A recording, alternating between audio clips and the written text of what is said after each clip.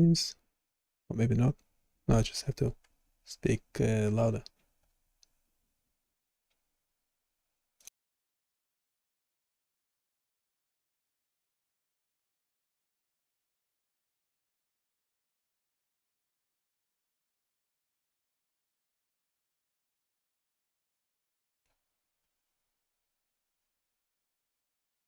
Okay, this should be better. Yeah, I want to speak softer, because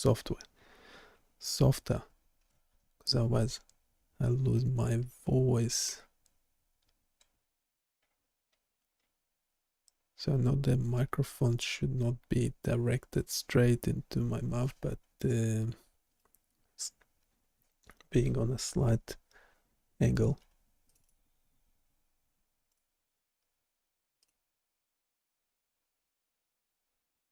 Okay, so we are live in theory everywhere on YouTube, also Twitch and LinkedIn as well. So I do monitor the messages. This is what I'm doing this for. It's meant to be interactive, so please do share your thoughts, especially if you check the bionichaos.com already. The speech to text algorithms that I'm using, like the Google ones, or there's no live transcription going on, but later YouTube does audio transcribing. It can never get the name of the website, so I'll just refer to it as their website.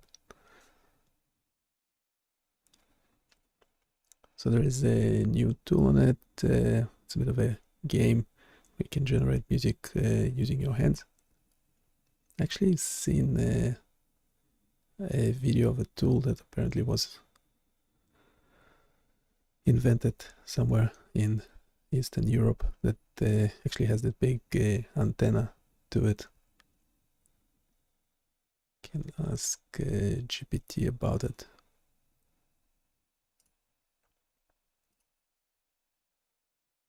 Maybe if no one wants to chat, I have to resort to chatting to the bot.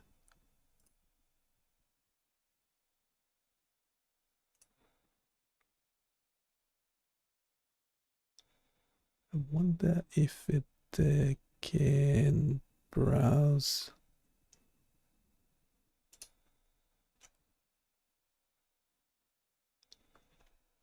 Just mute this site for a second.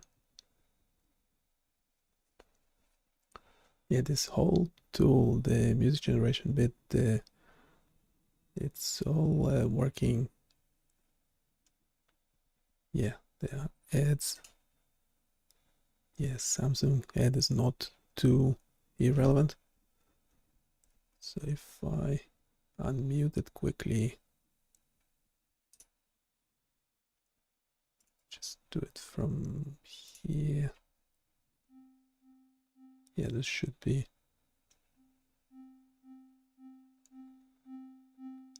softer sounds, and then you have your musical scale. So I'm wondering if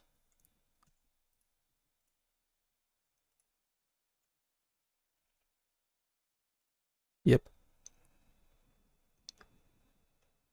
Well, I mean, it helped me generating the tool, so might as well explain it. Gesture Music Generator on bionichaos.com is an interactive tool that lets you create music through hand movements captured by webcam.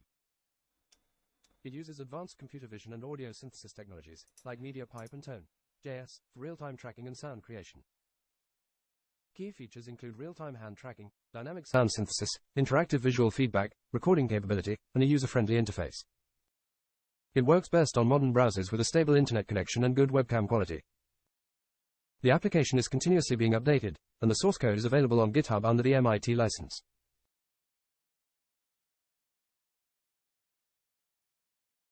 All right, that is correct. So We covered it in previous streams for several times while we were developing it live as well.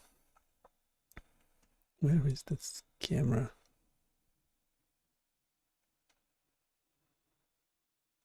Yeah, I want to do something with making it more interactive in a sense that you have more controls in here.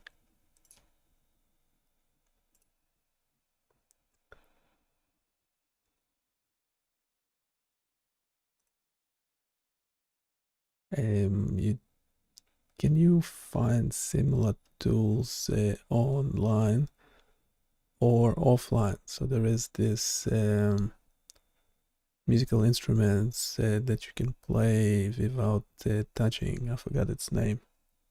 Can you check it? Yep.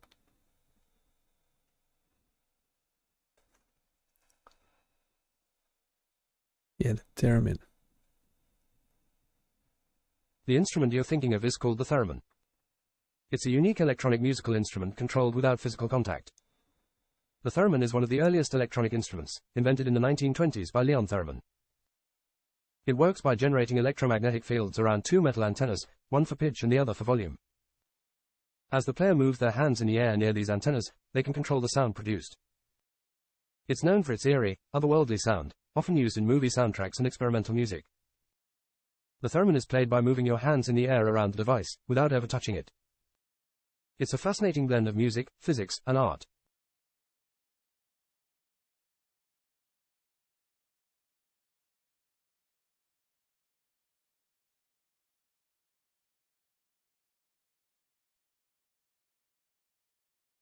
Do you know what are the controls that are available on a theremin device? Yep. Yeah, it misspelled theremin, but Sure, that's fine. let's break down the controls on a theremin. Pitch antenna, usually a vertical rod on the right side. As you move your hand closer to this antenna, the pitch of the note increases. Moving your hand away lowers the pitch. It's highly sensitive and can detect subtle movements. Tuning controls. Pitch tuning knob adjusts the range of pitch that the pitch antenna can control. This can be set according to the player's arm length and playing style. Volume tuning knob, similar to the pitch, this knob adjusts the sensitivity and range of the volume antenna. Some models have a control to change the waveform of the sound, altering its timbre. This can range from a sine wave, smooth sound, to more complex waveforms for a richer or more electronic tone. Brightness control. This might control the harmonic content of the sound, making it brighter, more high frequencies, or darker, more fundamental frequencies. Basic controls for turning the instrument on and off and setting the overall output volume. Headphone and output jacks. For connecting to an amplifier, recording equipment, or headphones. Modern theremins might include additional features like preset storage, MIDI capability, or more advanced tone shaping controls. The basic playing technique involves fine motor control and a good ear for pitch, as there are no physical keys or frets to guide the player. It's a unique and challenging instrument, but offers a lot of expressive possibilities. Yeah, we might try and improve this tool next time. It's more of a weekend project, this one. And I'll just jump back onto more biomedical data stuff. Which, I mean, your hands, gestures on camera and stuff is biomedical data as well, but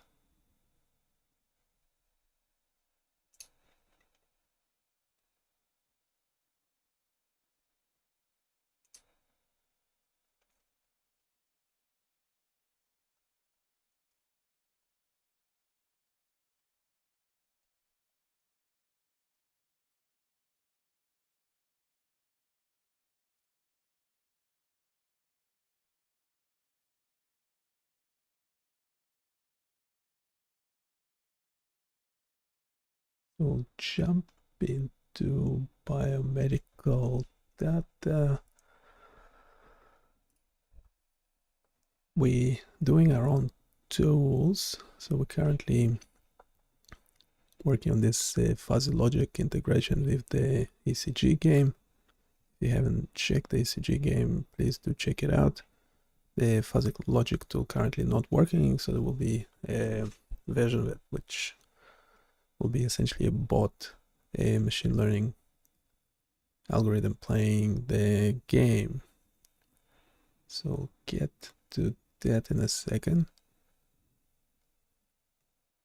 So I keep digressing. We'll do a quick check of this file a LinkedIn friend sent to me, and just an interesting observation on it.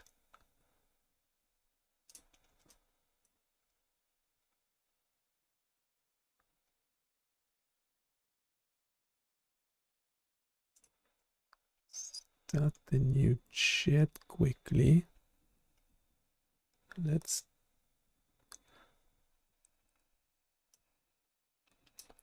So that's a file. Yeah, eventually I'll turn it into a potentially JavaScript or a Flask application. So ideally I turn stuff into JavaScript, so when it's running on the website I don't have to pay for electricity of the server, because JavaScript is of front end, so it's running on your local machine. The other obvious advantage to it is that you don't need to send me any files or upload them. You can just essentially load them into your own browser. So essentially your browser can be used as a signal review software. So if it's your EEG or ECG file, you just load it into a browser and it just works. And so if necessary, we can do things on the back end if there's more complicated processing required, and then we'll be turning it into a Flask application. So for example, the music to hand gesture, the camera footages, everything, there's nothing sent to the server. All the source code is in the browser as well. I don't think it's on GitHub yet, so you can see exactly what it does. And none of the phase or in coordinates, no data is being sent to the server. I mean, in theory, it could be a Flask application, and then the server just receives information essentially like something basic, like how long you used your device, because I mean that information is sent to Google anyway. So when you use this tool, play music with it, oops, it's still actually going, is it? To mute this site. So yeah, it's because it's running ads or whatever. Yeah, there's information going to Google just in terms of like how long you've been on the site and so on and so forth. So I could, with a Flask application, get this information as well.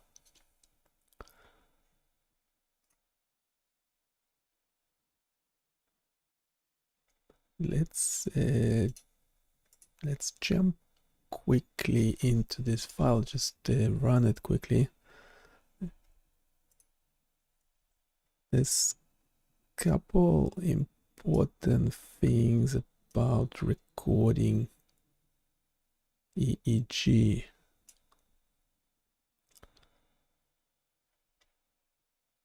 So to load this EEG, just go over this code quickly. It was generated by GitHub Copilot. Well, there's it's actually available on Biomedical, but you need the file to go with it, which I might need a permission to use. I do have a permission to talk about it in the live stream, so that's fine.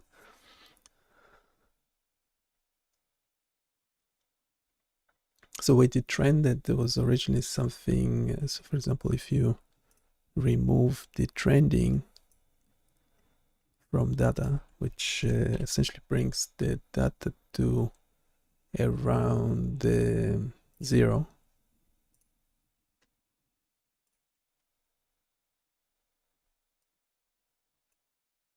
Right, that's how the original data was recorded. So you can tell channel 0 is kinda around 0. Something is off with channel 1. The filtering still works, but that's because the filter is actually removing a low frequency. We're using a quick high pass at the cutoff frequency of 0.1, so it's not aggressive at all, and it does the trending for us. So essentially this means that we potentially don't even need to detrend. I don't know how much resources that function is taking, but we might not need it at all.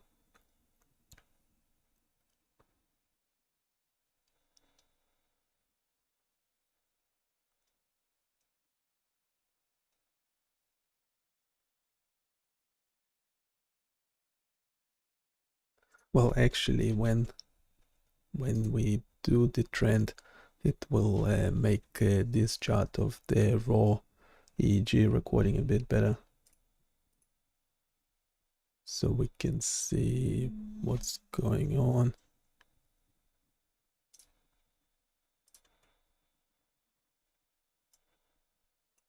So I have to do this every time.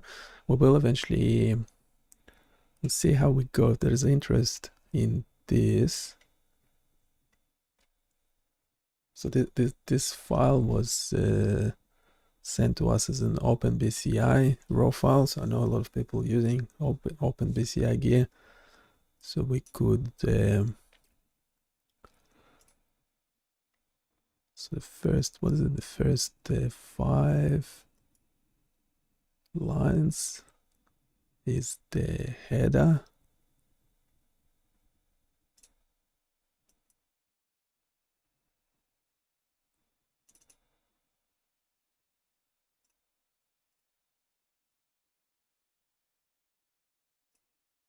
Right, it's actually checking for the header.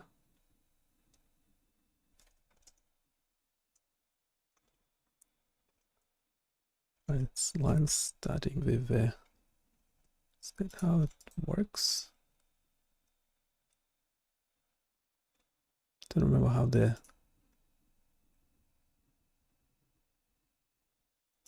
it's just doing a read lines. Can we plot print a first 10 lines?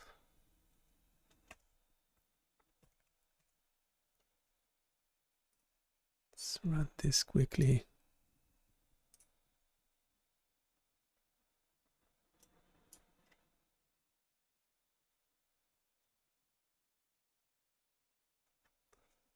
Yeah, obviously the terminal is not great for viewing.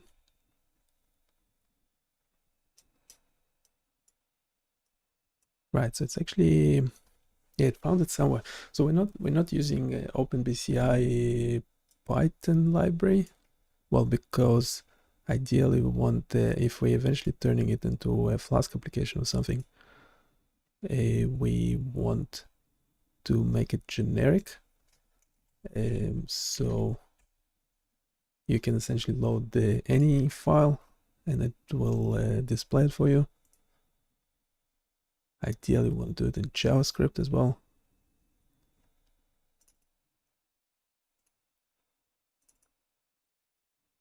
Can we print the header?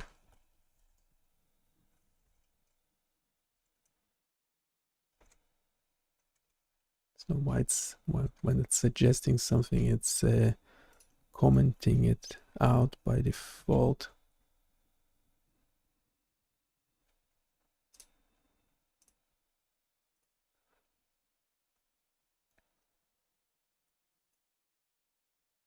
Right, so we have 8 numbers of channels. I think only 2 of them are being used. a sampling rate of 250 Hertz, and this OpenBCI GUI board site and Wi-Fi was used. I never used this board before. Apparently, yeah, connected to Wi-Fi, and recording this type of EEG, which can be quite noisy. Let's go over the rest of the code, and we will touch on a couple of different filter types. So the standard one, and this is also what the bot suggested, the LLM suggested, is using a Butterworth filter. The order here is 5 by default, but I'm actually reducing it to 1. You have the sampling rate and a cutoff frequency of 0.1. So it's working fine. It's getting rid of this DC component in the signal, and I'm feeding the whole 10 seconds into it. So normally, well, depending what your application is or how long the data is, you probably do smaller window size. But for this display, just checking the file, it should be good enough. We applying the filter, plotting the data, the original and the filtered one. And then, so if we close this, we will have another window loading in which you can actually scroll at the 10 seconds of the data. Is the 10 seconds being defined? No, sorry, it's 100. Yeah, 100 seconds. So the whole recording is 10 minutes, and this will be a 100-second. Might add the controller here for changing the window size. Just a standard thing to do. It's like yeah, loading EEG 101. And let's do it quickly. Can we add a controller for changing the window size when scrolling? I'm used to ChatGPT that will actually let you finish your sentence.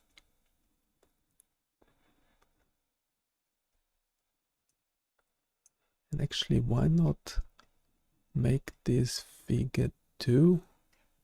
So both of them can be open at once.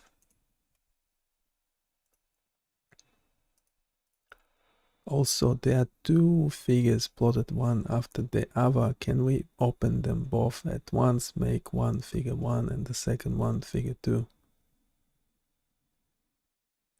Have to speak quickly with this one. The GPT tool is more forgiving. It'll just let you talk forever.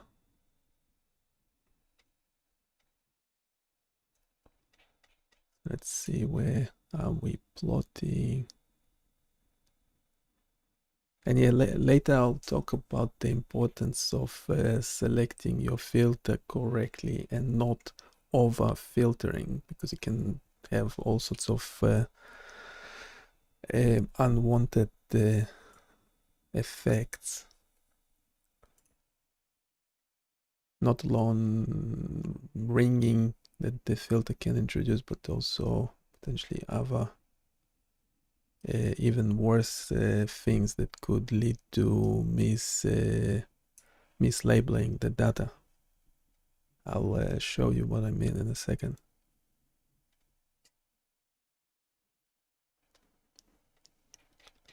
Actually, we wanna uncomment the second filter, the Chebyshev filter, and apply it as well.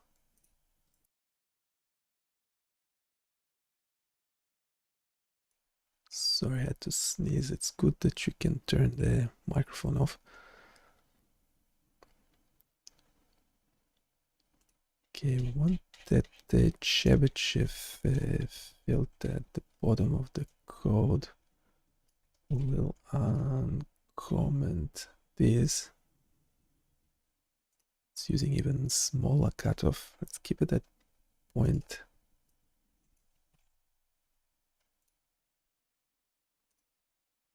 Yeah, I'll keep it at 0.1, same as the other filter. What is it called? A Butterworth. So same as Butterworth.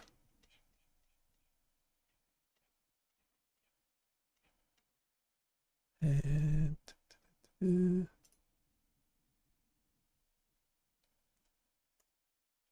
why is my tab? The default for browser is that tabs are unmuted. I have to mute the tabs. That helps a lot.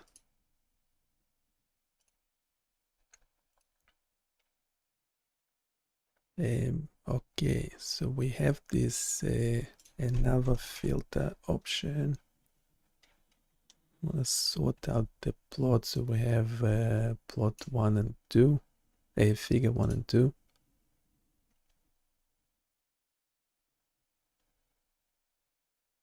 Figure 1 and 2.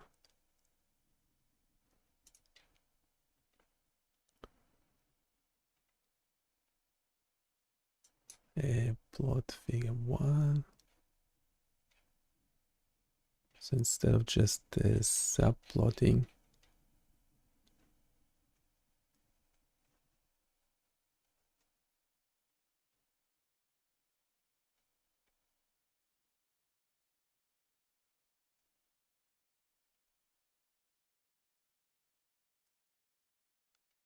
instead of just subplotting,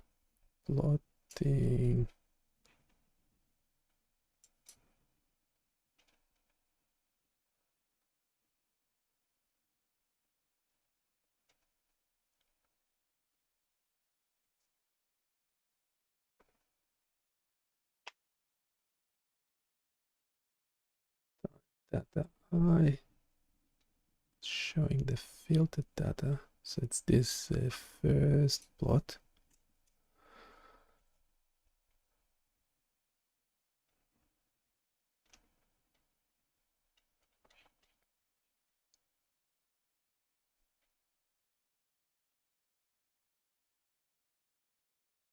The two plot shows no tight layout. Slider on.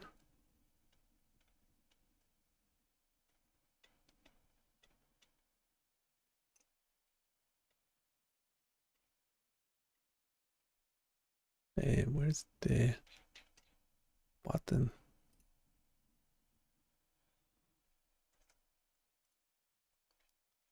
For inserting the code.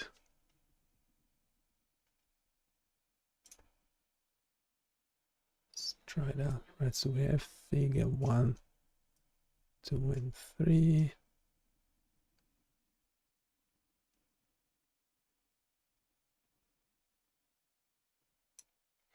Okay, so this shows the raw EEG, 10-minute EEG. That's the filtered version of it. This one is the same filter, but one that you can scroll through. And what ideally we'll have an option here to just anyway, we might be doing it all in JavaScript later, so you can just upload a file on the website. So this will all change, but what I wanted to show is these things that might look like some sort of artifacts, physiological. I want to show that they actually not. They are actually to do with those DC drifts.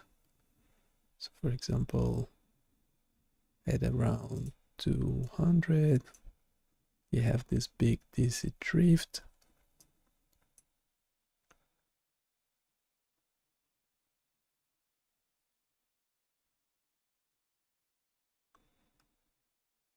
Yeah, ideally the two windows will scale at the same time, whatever we can fix it later.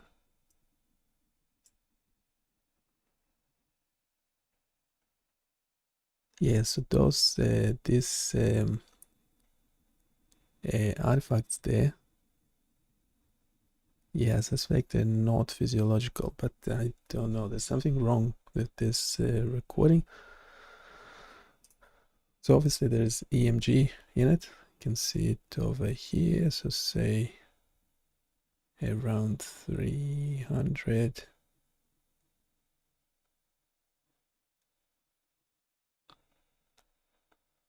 What looks like an obvious EMG.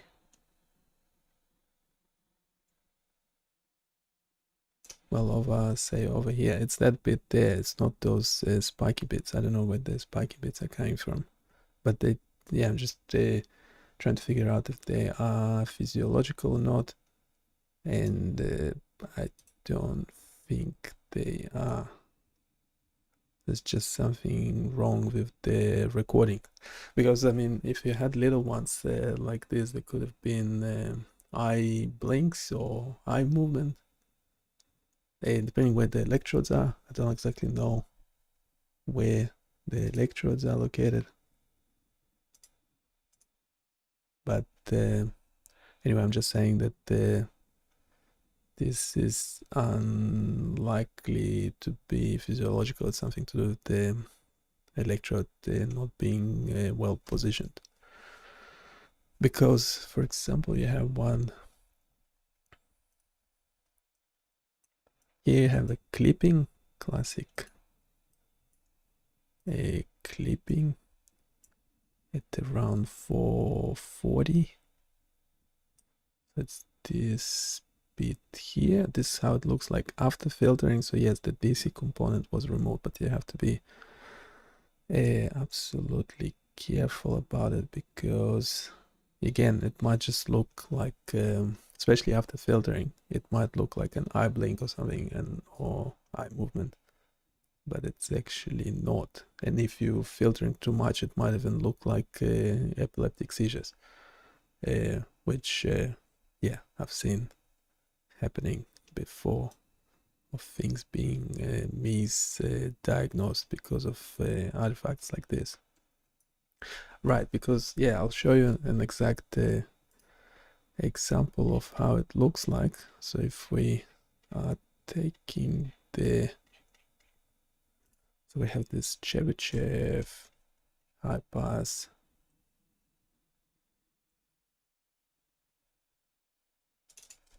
I want to name this data differently.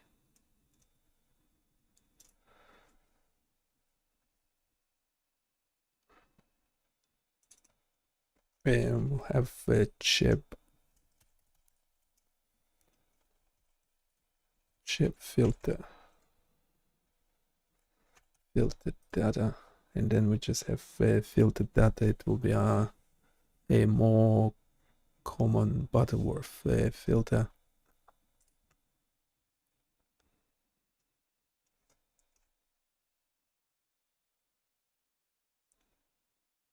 We want to be plotting, no,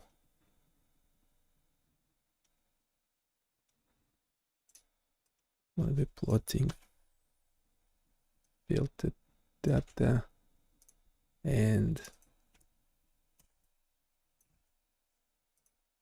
chip filtered data.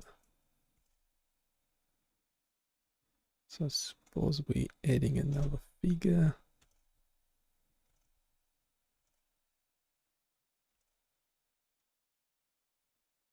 Why you?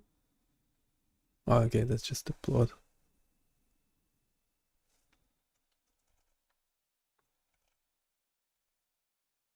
Where's the second plot? It's the second plot. Yeah, Copilot does a really good job. Well, we'll see in a second. In a second if it's actually working or not. Plot show. I just don't know what the figure number this would be, and it won't run because you have to close the previous plots. That's just how matplotlib works.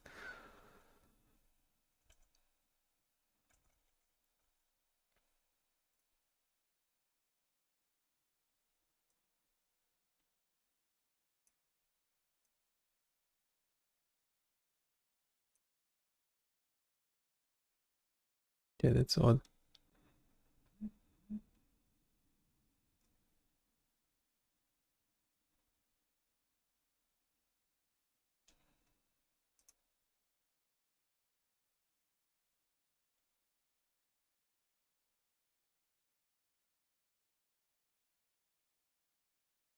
It's meant to be plot.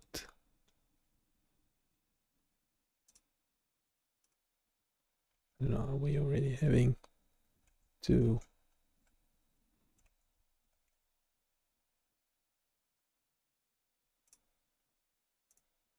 this could be a figure 2.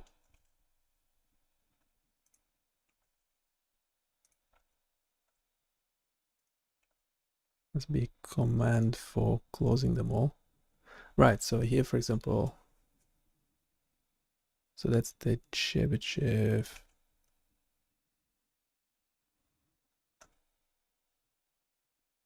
No, I did end up plotting 3 of them. Let's plot it again.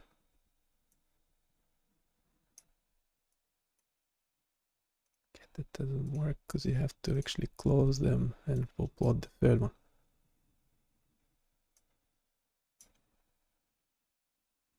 Okay, and the Chebyshev filter does this funny business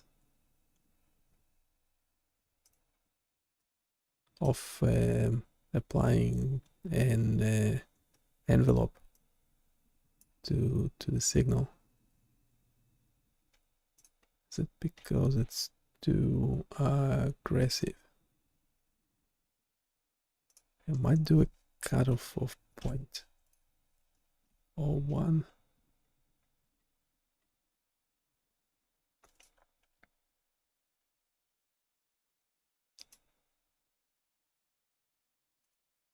How many plots are being generated?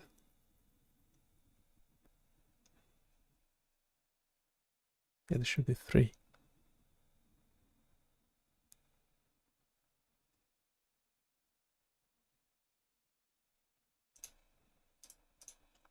Are you sure there are no 3 figures?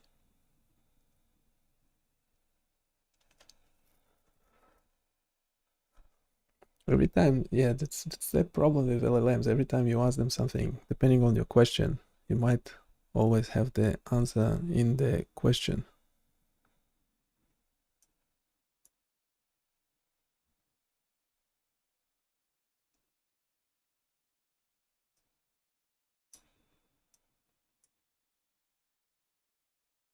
So the figure, the 3,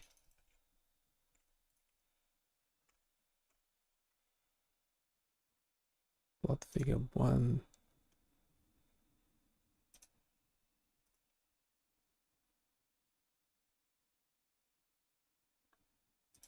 I assume it's talking about this one. The 3 figures.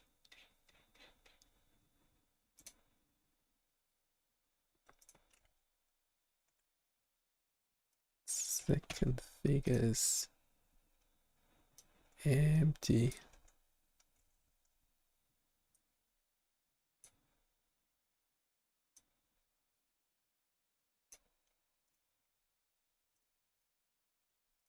Select the whole code. Why the second figure is empty?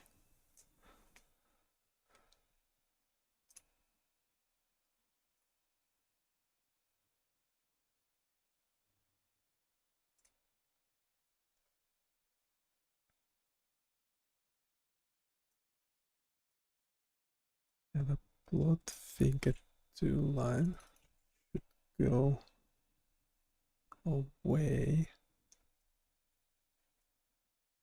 Instead,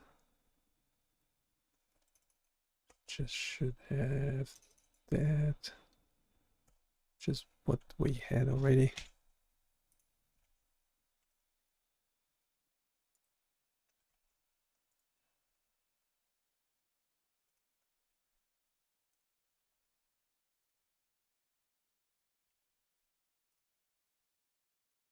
Should run it again, right?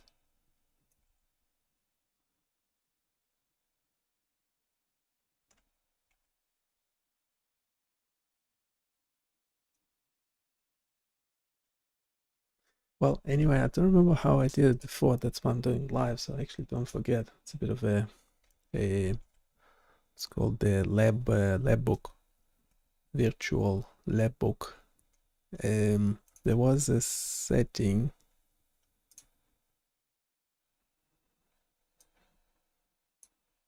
Okay, now we have figure 2.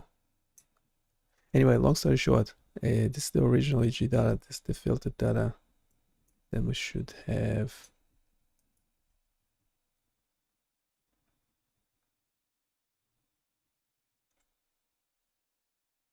another chart.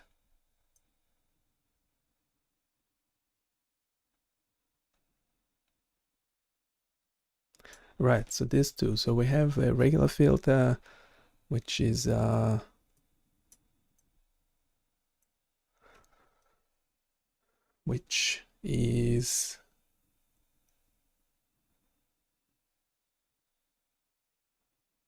we have two types of filters. Getting the code. Yeah, one is Butterworth and the second one is Chebyshev.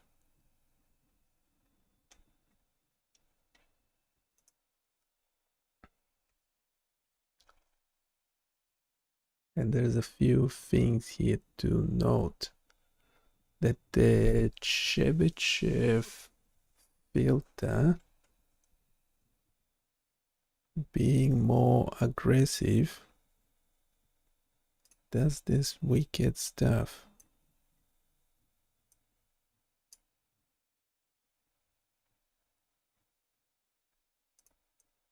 Now wait a second, why does envelopes? Anyway, I cannot reproduce what I showed before. I can just describe it. So some of those artifacts which I do not think are biological in the signal with a certain filtering type all of a sudden looked like more biological. So that's all I was trying to say. And there is no really good way of showing it. Let me know if you have any suggestions, comments. Otherwise, I might move on to my stuff, to what we were previously doing.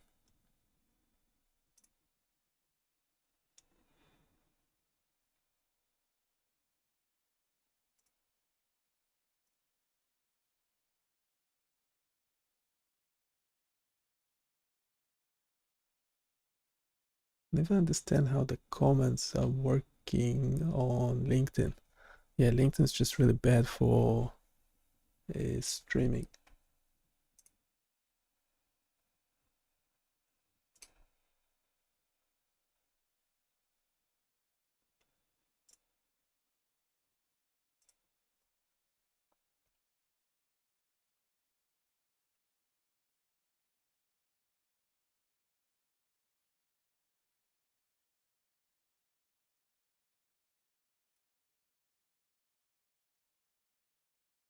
Seems like my RPM on the website is going up. That's good. This is a good time to check it out.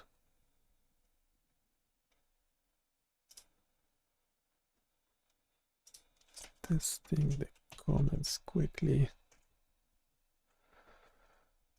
Okay, I'll move on in a sec. We'll close this for now, but just let me know if there's interest for creating a tool like that that can compare filters or do anything else. Essentially be similar to what a combination of anything that is already on the website or something new. Also, let me know what current software do you use. So we'll essentially be making like a simpler free of charge a version of it that you could just use in your browser. That can pretty much look anything you like.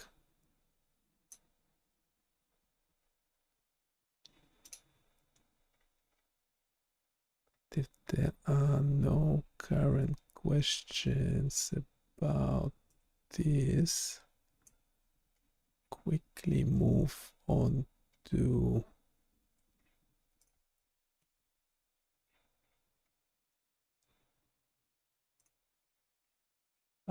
game.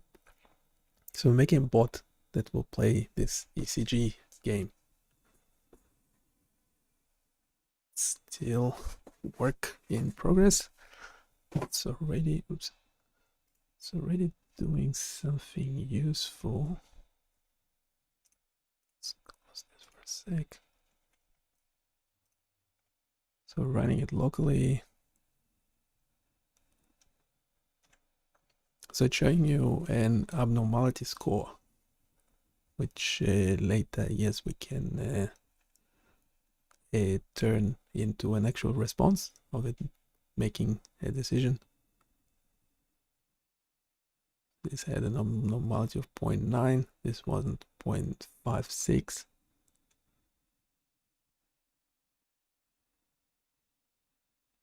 This is wrong. Okay. Yeah, but change something last time.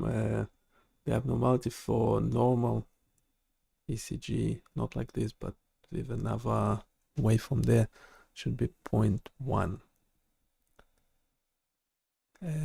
So we need to check what's going on.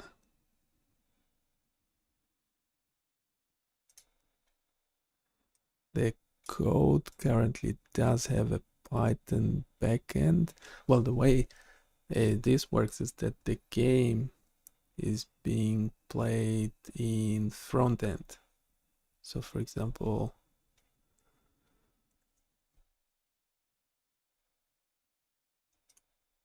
we have this index HTML. This project is a bit complex. So yes, we might need help from so we are making a game called Cardio Quest, and we are making a machine learning algorithm, essentially a robot that will play this game. Now I'll be sharing some code with you. Please do very quick responses. If you want to say something funny, go for it. But keep it short and no emojis.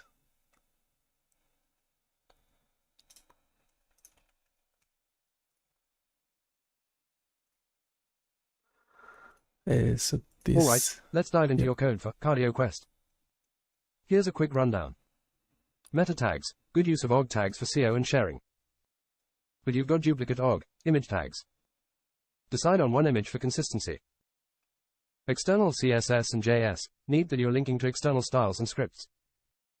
Just ensure the paths are correct. Relative paths can be tricky. HTML structure, looks standard. Header, navigation, and main content. Nice and orderly. Canvas element, central to your game. Make sure it's well integrated with your game logic. Analysis results display, good idea to have real-time analysis results. Ensure the backend is robust for live data processing. Data display elements, nice touch showing different data points. Just make sure they update correctly in real time. Game description and rules, clear and concise. Players will know exactly what to do. Add script, delayed loading is smart, won't affect initial page load. but keep an eye on how ads might impact user experience. Game mechanics, the concept of increasing difficulty with the score is great for engagement. Just balance it well to keep it challenging yet not frustrating. Accessibility and responsiveness. Consider adding some ARIA labels for accessibility, and ensure the game is responsive on different devices. As a biomedical engineer, I appreciate the educational angle on ECG patterns. Just a thought, integrating real ECG data could be an interesting twist, maybe for an advanced level. Keeps it educational and challenging. Okay, this is great, but can I first share the entire code with you and then you make your comments and things on the whole thing? There is, except this HTML, there is an additional 2 JavaScript files and another Python backend Flask application.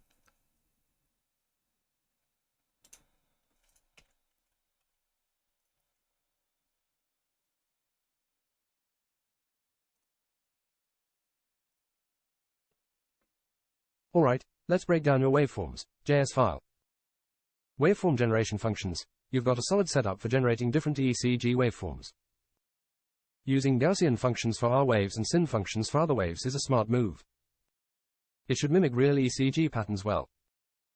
Variations in waveforms. Introducing variations like QR's variation 1, QR's variation 2, NOPI wave, etc., is a great way to add complexity to the game. It mimics real-world ECG anomalies, which is both educational and challenging. Mathematical modeling. Your use of trigonometric and exponential functions to model ECG waveforms is spot on. It's clear you've got a good grasp of how ECG components can be mathematically represented. Generate waveform function. The random element introduced here is key for game dynamics. The decision to make a waveform abnormal with a 60% probability is interesting. Just make sure it's not too predictable or too random for the player. ECG waveform array. Storing these in waveforms provides a nice way to access pre-calculated waveforms, which is efficient. Code clarity and readability. Your code is well structured and readable. Comments are helpful, making it easier to understand the purpose of each function. A couple of suggestions. Testing different scenarios. Ensure you've thoroughly tested all waveform variations to see how they look and behave in the game. Realistic ECG patterns are crucial for the educational aspect of the game. Performance optimization. Consider the performance implications, especially as the game progresses and waveforms get more complex. Optimizing your code for smooth rendering is key for a good user experience. Now, if you have more code or the Python backend to review, feel free to share.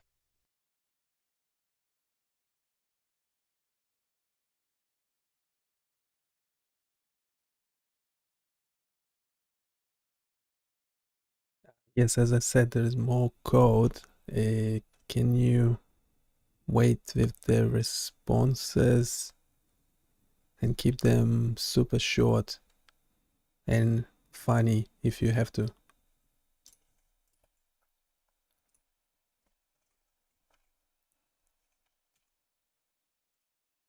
This is the game logic script.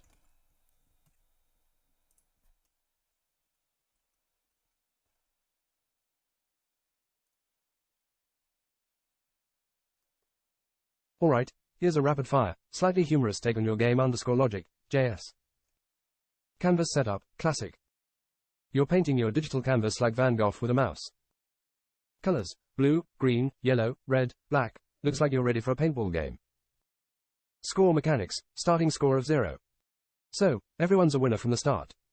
Drawing waveforms, drawing lines on a canvas, aren't we all just fancy etch-a-sketch artists? Click mechanics, clicking on waveforms. It's like whack-a-mole but for future cardiologists. Score calculation, score goes up and down more than my mood on a Monday morning. Game speed, speed increases with score, so, the better you are, the harder it gets. Just like real life. Updating scores, hits, false alarms, correct rejections, misses, sounds like my dating history. Game loop, the heartbeat of the game. Keeps going and going. Energize a bunny, anyone. Waveform analysis, sending data for analysis. Just don't let Skynet get a hold of this. Displaying analysis results, spitting out data like a gossiping printer. Start the game loop, and we're off to the races. Seriously though, your game logic script is well structured and the flow seems smooth. The combination of gameplay mechanics, scoring system, and real-time waveform analysis can make this an engaging and educational experience. Just ensure the game remains responsive and fun as the complexity increases.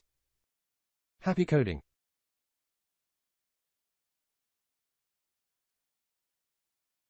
Okay, you might want to turn the funny few notches down.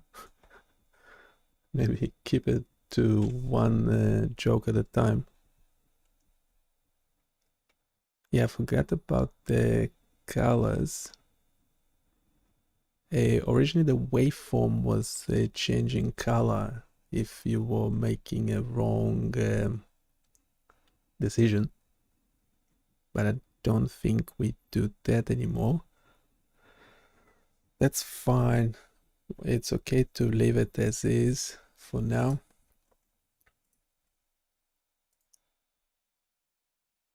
Here is the backend Flask application.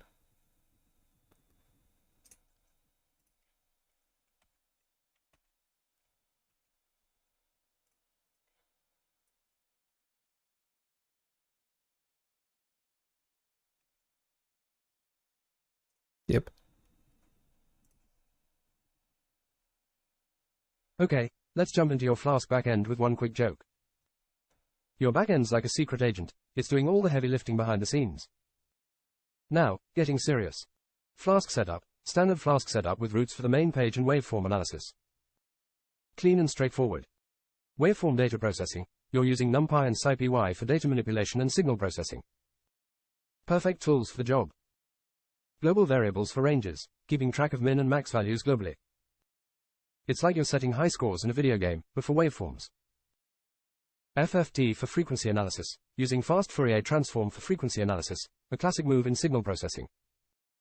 Good choice. Peak detection, using Skippy, signal, find underscore peaks for detecting peaks. It's like finding Waldo, but in waveforms. Fuzzy logic for analysis, using fuzzy logic for data analysis is like having a wise sage making decisions, not always black and white, but often right.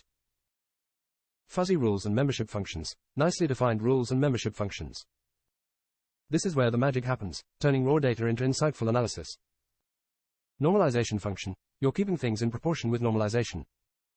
Essential for comparing apples to apples. Error handling, including a try-except block for robust error handling. It's like having a safety net when walking a tightrope. Debug mode, running the app in debug mode, great for development, but don't forget to turn it off in production. Overall, your backend seems well equipped to handle and analyze ECG data, feeding into your game logic seamlessly. Just ensure the communication between front-end and back-end is smooth and efficient to maintain a responsive user experience. Keep up the good work. Okay, I just realized it's actually working correctly. It's just that there is the learning element of it is that the thresholds, so say the amplitude thresholds change over time as new waveforms come in. So I thought you are transcribing. Clear.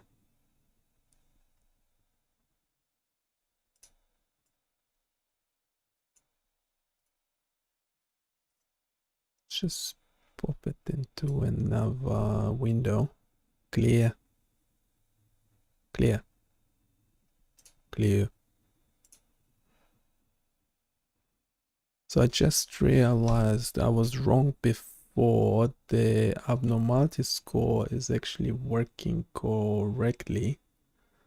It is showing 0.1 for a normal ECG.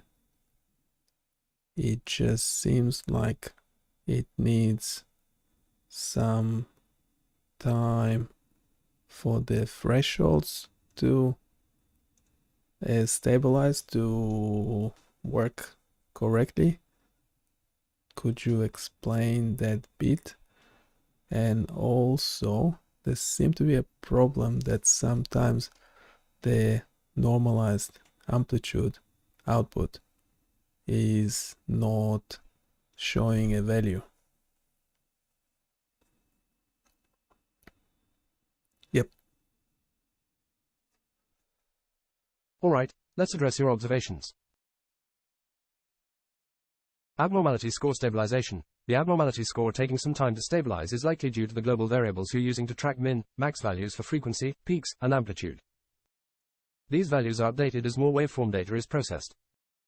Initially, the system might not have enough data to establish accurate thresholds, leading to less stable scores. As more data comes in, these thresholds become more refined, resulting in more consistent abnormality scores. It's a bit like your algorithm needs a warm-up session before hitting its stride. Normalized amplitude sometimes not showing. If the normalized amplitude occasionally shows no value, it could be due to a few reasons. Division by zero in normalization. If max_val and min_val are the same in your normalize function, the function returns 0 to avoid division by zero. This situation can occur if all your data points have similar amplitude values, especially in the initial stages or in cases with very uniform waveforms. Data range issues. If the range of amplitude data is too narrow or if there are outliers, it might skew the normalization process. Handling of edge cases. Ensure that edge cases are handled correctly in your data processing pipeline. For example, what happens if there are no detectable peaks? To improve the stability and reliability of your system, consider the following. Initial calibration with a diverse dataset. Before starting the game, you could run a calibration using a diverse set of waveform data. This would help establish a more accurate initial range for your global variables.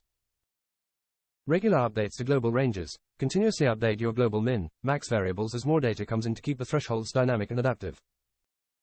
Robust handling of edge cases. Implement checks and fallbacks for cases where data might be atypical or sparse. Logging and monitoring. Implement logging for the amplitude values and normalization process. This can help identify patterns or specific cases where the issue occurs. Remember, biomedical signals like ECGs can be quite variable, so building flexibility and adaptability into your analysis algorithms is key.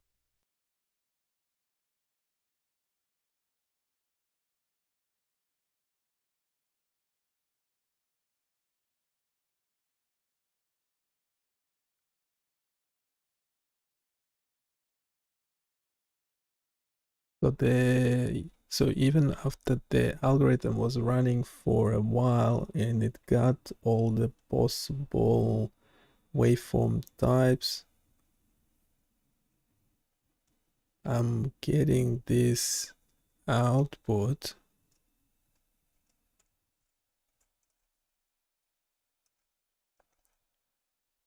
Why is the amplitude is not being calculated in this case?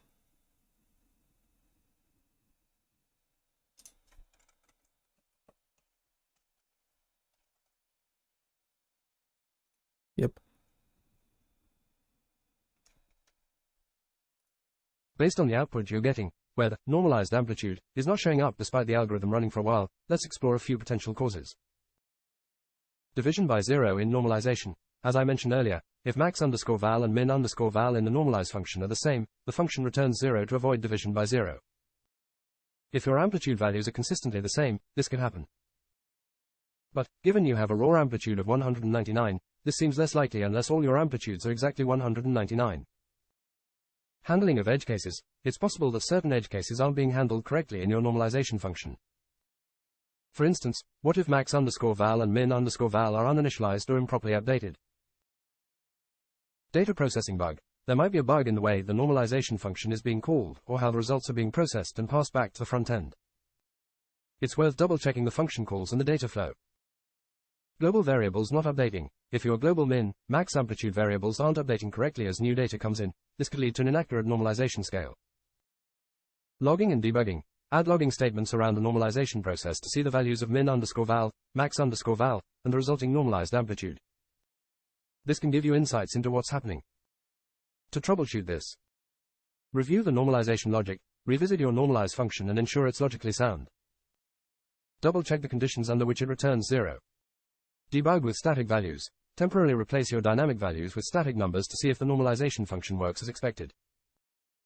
Add comprehensive logging. Implement detailed logging to trace the values of all relevant variables and function outputs.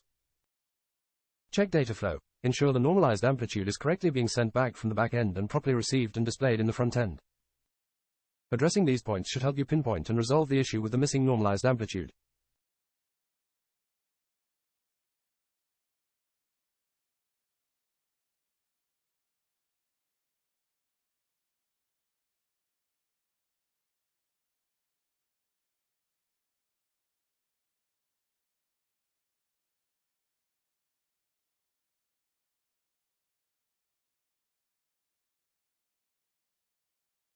Yeah, it seems like well, it's a given that the maximum value of 349 returns a normalized amplitude of 1, but then for the lowest amplitude waveform with a raw amplitude of 199, I get no output for the normalization function. Would it help to not have the global mean amp and the global max amp variables to be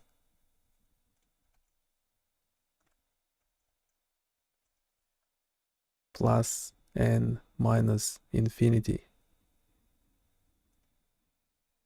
Yep.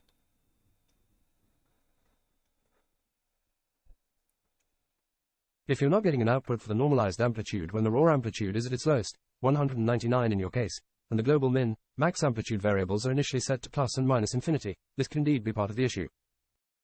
Here's what might be happening. Initial values of global variables, setting global underscore min underscore amp to positive infinity and global underscore max underscore amp to negative infinity is a common practice to ensure that any real data point will update these values. However, if these global variables are not updated properly before the first call to the normalize function, it could result in a division by zero or another mathematical error. Updating global variables. When the first waveform data comes in, these global variables should update to reflect the actual min, max values of the amplitude. If this update isn't happening correctly, it could cause issues. Normalization with extreme values. If global underscore min underscore amp remains at infinity and global underscore max underscore amp at negative infinity, any normalization calculation will be skewed, potentially leading to undefined or erroneous values. To address this, ensure proper initialization. Make sure that the global min, max amplitude variables are updated with real data as soon as possible. You might need to add a check to ensure they're updated correctly the first time waveform data is received. Debugging. Temporarily add print statements or logging around the points where global underscore min underscore amp and global underscore max underscore amp are updated. This will help you confirm they're being set correctly.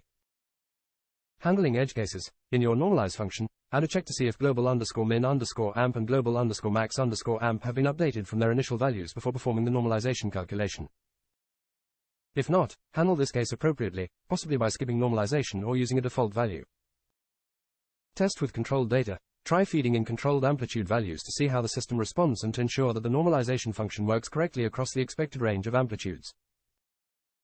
By carefully managing the initialization and updating of your global variables, and ensuring robust handling of edge cases in your normalization function, you should be able to resolve the issue with the missing normali. To modify the initialization of your global min and max variables in a way that better handles the first set of data, you can start with more realistic initial values. Instead of starting with infinity and negative infinity, you can initialize these variables with none. This explicitly indicates that they haven't been set yet. Here's how you can modify it. Then, in your function where you update these global variables, you can check if they're none and, if so, set them to your current value. For example, this approach ensures that the first data point you process will set a realistic initial value for these variables. From there on, the variables can be updated normally with each new data point. This should help with the normalization issues you're encountering.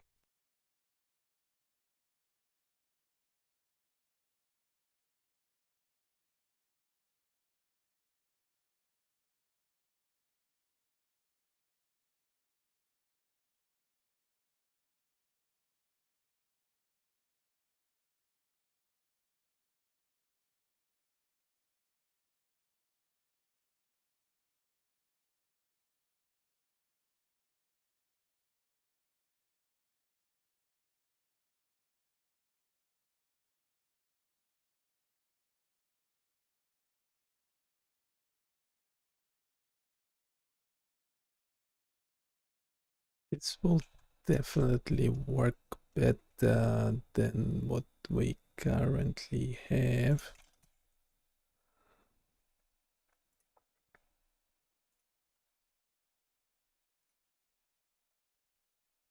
Let's pop it. Let's reboot a Control F5 it. Wait.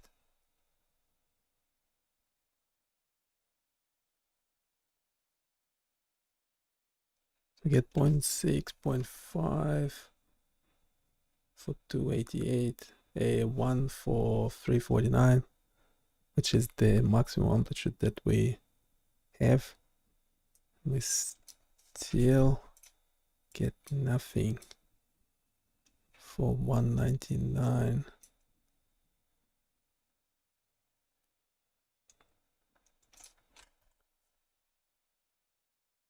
Do we get any errors?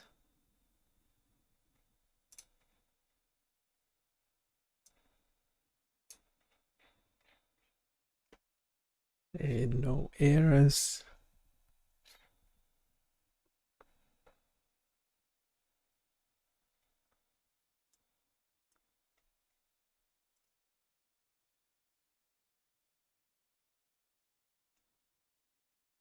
No errors, no errors.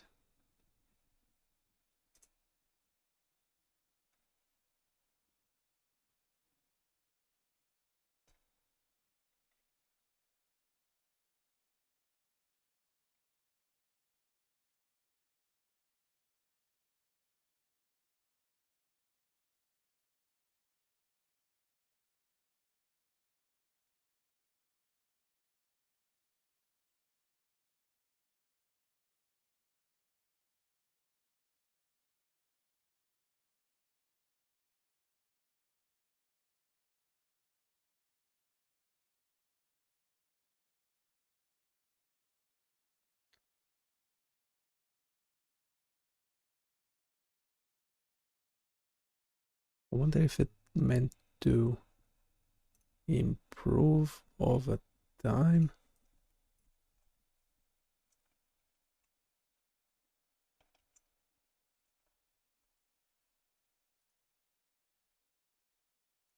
So I still get no value for 199.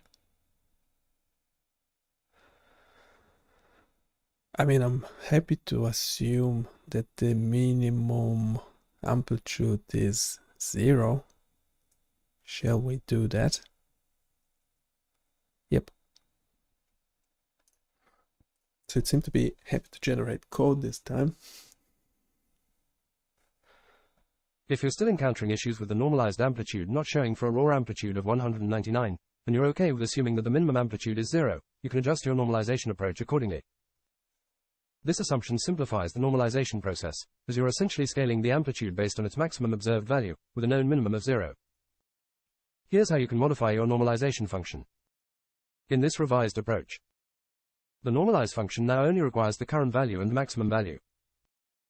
If the maximum value is 0, the function returns 0 to avoid division by 0. This handles the case where there might be no amplitude, flat line. The global maximum amplitude is updated with each new amplitude value. This method assumes that the lowest possible amplitude is 0, which is a reasonable assumption for many real-world scenarios, including ECG waveform analysis. This should resolve the issue of not getting a normalized value for CERTA.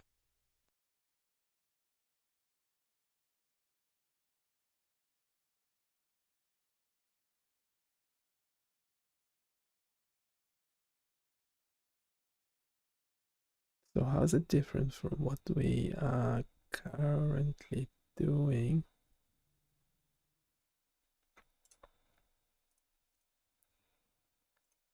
Can you explain how is it different from what we are currently doing? Can you keep responses short? If you want to make them funny, go for it. Yep. Sure, here's the short and slightly funny version. Current method, it's like trying to find where you stand on a ladder that keeps changing its bottom and top rungs. Your current method uses both minimum and maximum values for normalization, making it a bit like a game of limbo where the bar keeps moving. New method, this is like always starting from the floor and seeing how high you can jump, ignoring how low you can go. We're just using the maximum value for normalization and assuming the minimum is 0, a bit like measuring how high you can stack pancakes without worrying about how thin they can get. In essence, the new method simplifies things by using a fixed starting point, 0, and only scaling based on the maximum amplitude observed. This approach should be more stable and predictable. No more limbo dance. Pancakes. Yeah, now you made me hungry. Okay, this is not cool. Don't use any emojis. Keep responses short. Can you rewrite the normalize function? Look at the original code. It should have 3 inputs. And what did you recommend? Yep. Sure, let's whip up a normalized function that's short and sweet, just like a perfect snack. Based on what we discussed in your original setup with 3 inputs, here's the revised function. We keep the 3 inputs, value, min_val, max_val, for compatibility with your existing code. Min_val is set to 0, as per our pancake stack strategy. If max_val and min_val are the same, like a flat line in ECG, we return 0 to avoid a division by 0. Otherwise, we normalize using the range between min_val, which is now always 0, and max_val. So, now it's like measuring the height of your pancake stack starting always from the tabletop. Pancake straight ruler.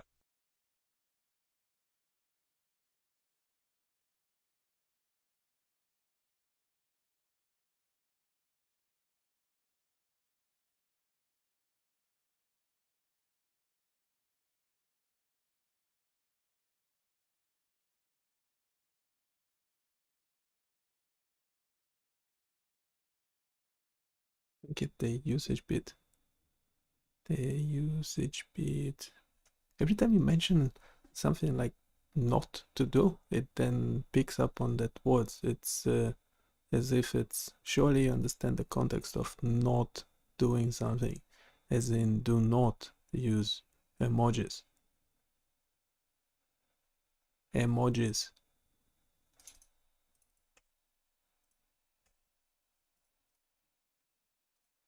Okay, clear. Clear. We don't want to get into an argument, do we? With a bot. No.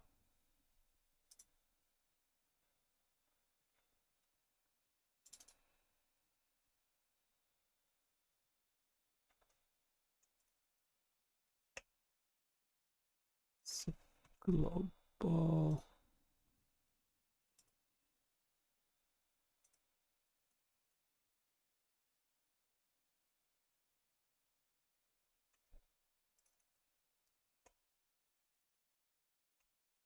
Yeah, don't think we need that. Global mean amplitude can be 0.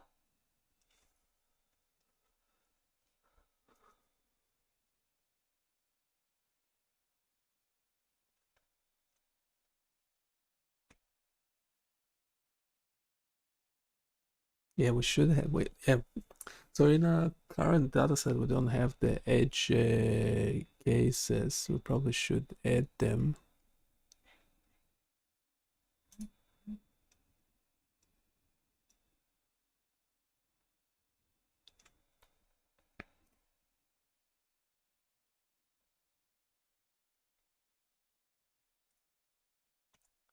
Okay, let's see if it made anything better.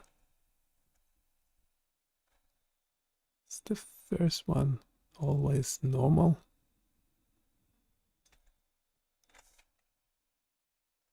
Seems like the... No, it's not.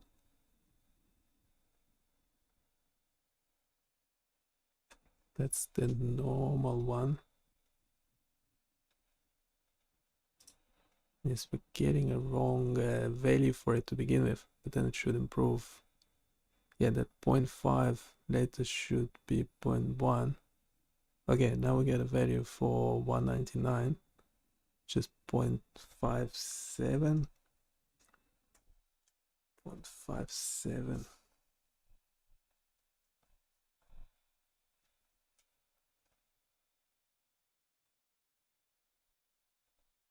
Okay, so this is better. Okay, this is abnormal. That's the highly abnormal of 0.9. 0.5. Yes, so this bit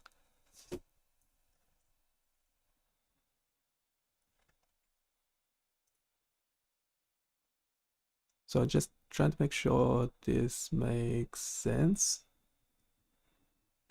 Otherwise we have to change it.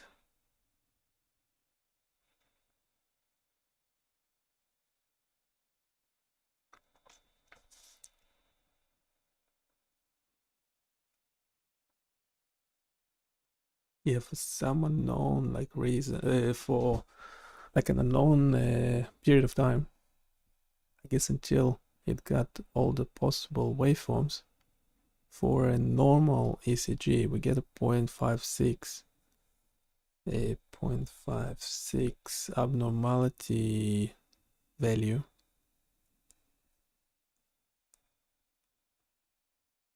Which is not right. I think later it's correcting itself to show 0.1. So for normal a waveform, not like this. Yeah, that 0.56 value seems to be like some sort of default.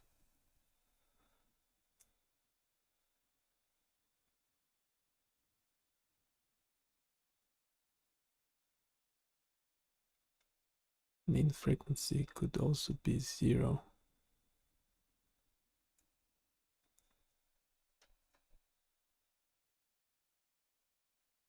Yeah, this 0.56 for 2.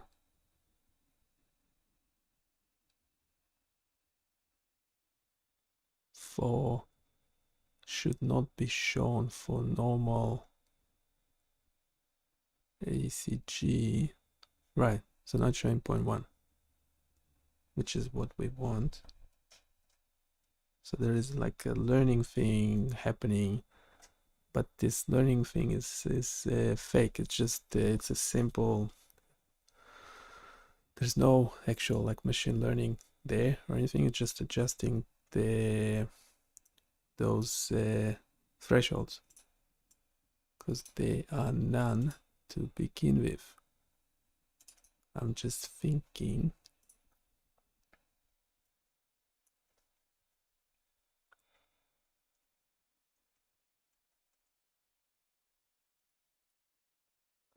So for some time in the beginning, we get this result for a normal ECG, whereas later the score of abnormality for normal ECG does go down to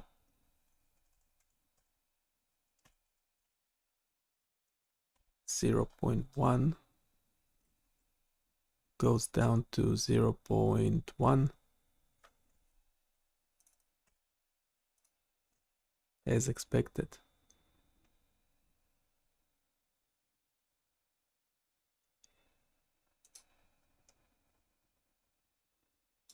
Considering this is not a real machine learning, can we adjust the initial global minimum and maximum variables? I'm happy for all the minimums to be 0 and all the maximum to say be 1000. Should that fix this problem?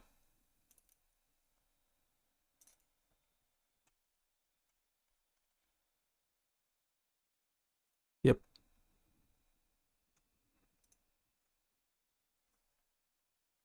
Adjusting the initial global minimum and maximum variables is a pragmatic approach, especially when dealing with a non-machine learning system that relies on predefined ranges. Setting all the minimums to 0 and initializing the maximums to a reasonable estimate, like 1000, can indeed help stabilize your abnormality scores more quickly. Here's how you can modify the initial global variables. This setup does two things. Quickly stabilizes scores. By setting a realistic initial maximum, your abnormality scores won't be overly sensitive at the start. Simplifies normalization. With the minimum set to 0, the normalization becomes more straightforward, as we're scaling values within a known range. This approach is like giving your system a head start in a race. It knows where to begin and has a clear idea of the upper limits, so it doesn't have to spend time figuring that out through trial and error. It's like saying, hey system, don't start counting from 1, start from 100, but remember, 1000 is your limit. Remember, though, this method is a bit of a balancing act. If the initial maximum is set too low, you might clip values that exceed this range. If it's too high, you might not get the sensitivity you need initially. But given your context, starting with a max of 1000 seems like a good middle ground. Checkered flag rocket.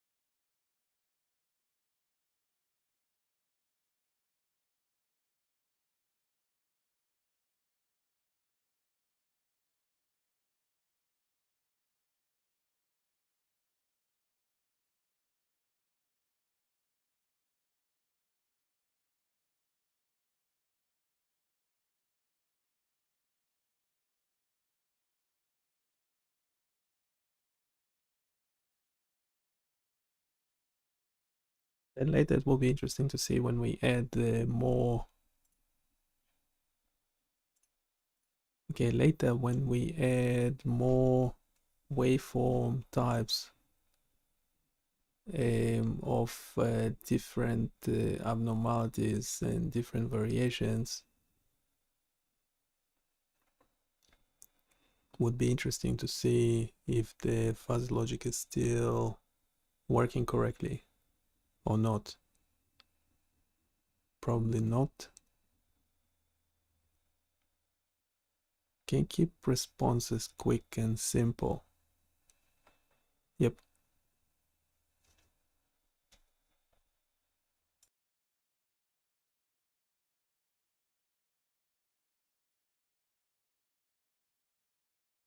Absolutely. Adding more waveform types with different abnormalities will be a real test for your system's adaptability. It's like adding new flavors to a recipe and seeing if it still tastes good. You'll quickly find out if your fuzzy logic needs a tweak or two. Keep an eye on how those new waveforms affect your abnormality scores. If things start to look a bit off, it might be time for some fine-tuning. Happy experimenting. Test tube bar graph thumbs up.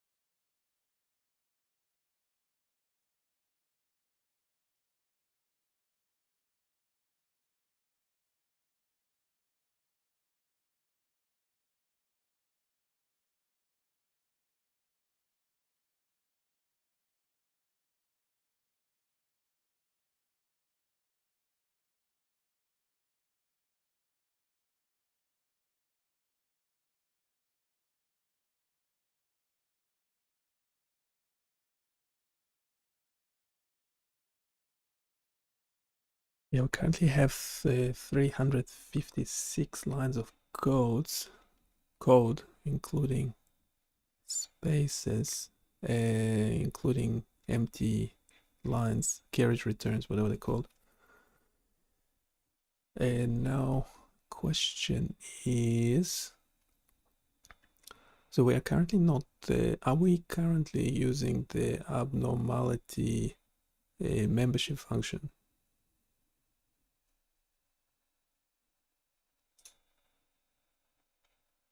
Can you keep responses short? Do not use emojis.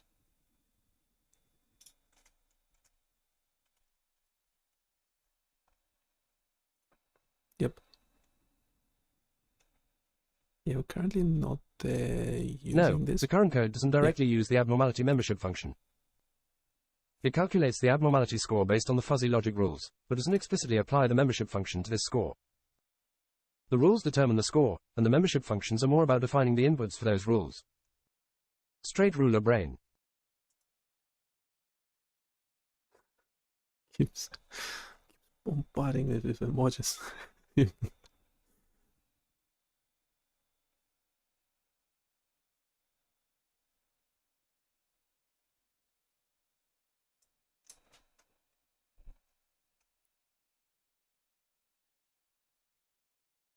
Okay, are we using, what membership functions are we using currently? And there isn't the abnormality membership function an input or output? Also, how would you recommend using it? Yep. Ideally, it will make the decision. Currently, your system uses membership functions for 4 input variables: frequency, amplitude, positive peaks, and negative peaks. These functions categorize the inputs into ranges like low, medium, high, or similar labels. The abnormality itself is an output variable in your fuzzy logic system, and yes, it also has membership functions. These functions define what constitutes unlikely, possible, and likely abnormality levels based on the rules you've set. To effectively use the abnormality membership functions, refine rules. Make sure your fuzzy logic rules accurately reflect how the input variables, frequency, amplitude, peaks, should influence the abnormality score. Adjust membership functions. If necessary, tweak the ranges in the membership functions of the abnormality to better align with what you consider as unlikely, possible, and likely abnormality. Validate outcomes. Test with various datasets to see if the abnormality scores make sense. If the results are not aligning with expectations, you may need to revisit your rules or membership function definitions. In summary, the abnormality membership functions are crucial as they define the output of your fuzzy logic analysis. Ensuring these are set up correctly is key to getting meaningful and reliable abnormality scores.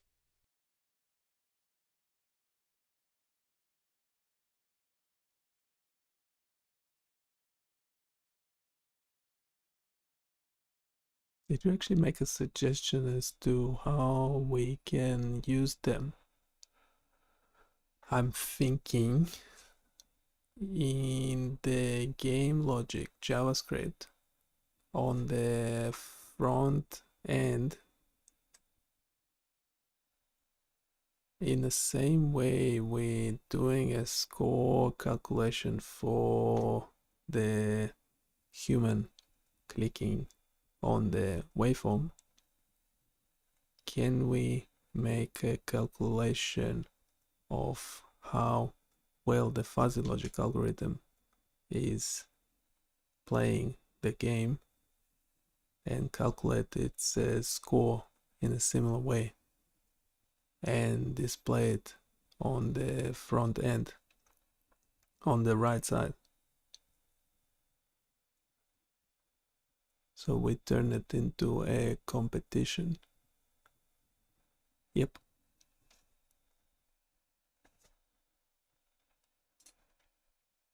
That's a creative idea. Turning it into a competition between the player and the fuzzy logic system adds an engaging twist. Here's a suggestion on how to implement it. Fuzzy logic is a player. Treat the fuzzy logic system like a virtual player. It makes decisions based on the waveform data, similar to how a human player would click on waveforms. Score calculation for fuzzy logic player. After each waveform, calculate a score for the fuzzy logic system based on its analysis, the abnormality score. You can use similar scoring logic as for the human player. Points for correctly identifying abnormal waveforms, deductions for errors. Display both scores on front end. On your game interface, display 2 scoreboards, one for the human player and one for the fuzzy logic system. Position them on different sides of the screen for clarity. Update scores in real time. As the game progresses, update both scores in real time. This keeps the competition dynamic and engaging. Endgame comparison. At the end of a game session, compare the scores. You can even add a little commentary on the results, like human intuition wins, or fuzzy logic for the win. This approach not only makes the game more interactive, but also provides a fun way to evaluate the effectiveness of your fuzzy logic system in a real-world application. Plus, it's a great conversation starter about AI versus human decision-making in biomedical applications. Let the games begin. Video game trophy robot vs person.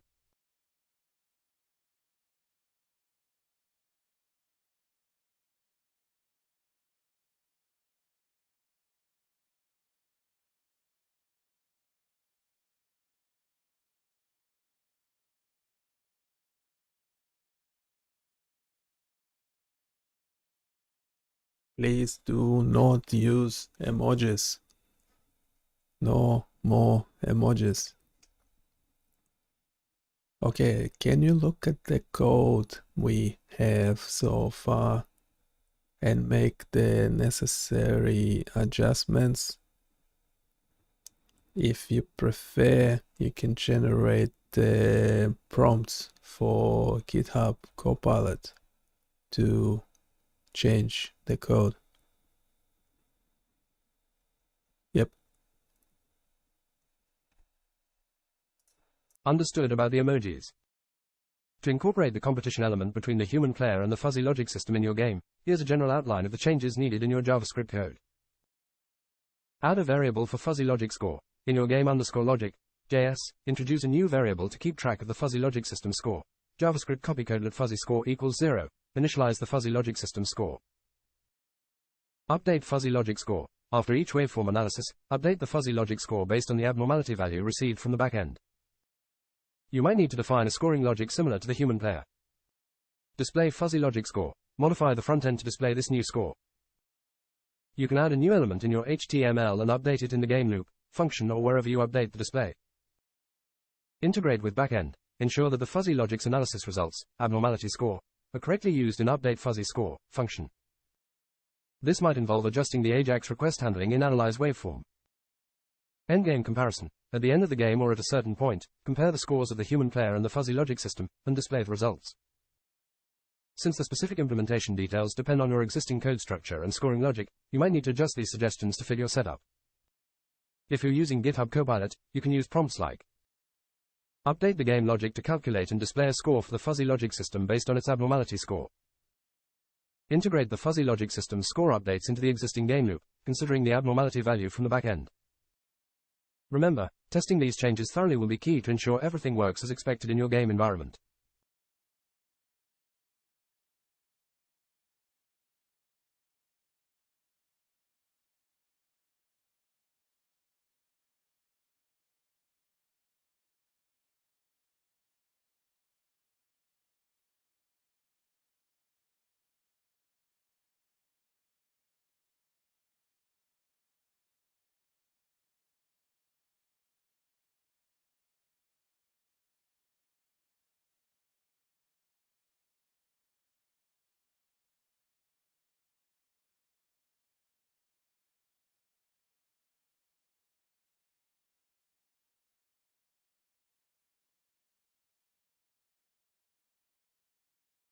Yeah, might need help integrating this thing.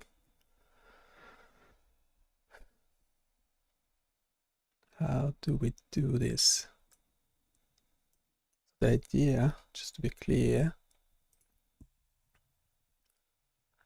is in addition to the current game score, which is the human score, have a score by an AI, the machine learning bit. So it will be, well, the obvious placement is the right side if the human score is on the left.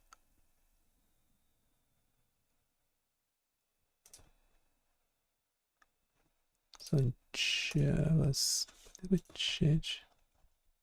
Ah, it's okay.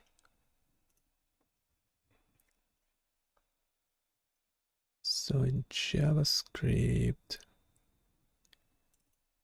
we have score.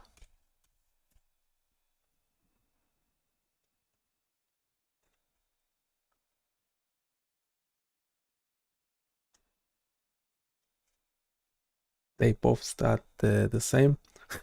I mean, later we can give a human an advantage of whatever 1,000 points in this game. Yeah, human has no chance. The speed as well is important because the machine obviously can do it. It is getting the raw data that the human is seeing on the screen.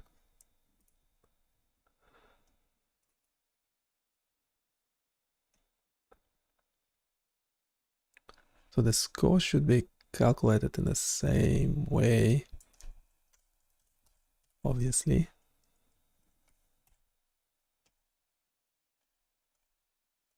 It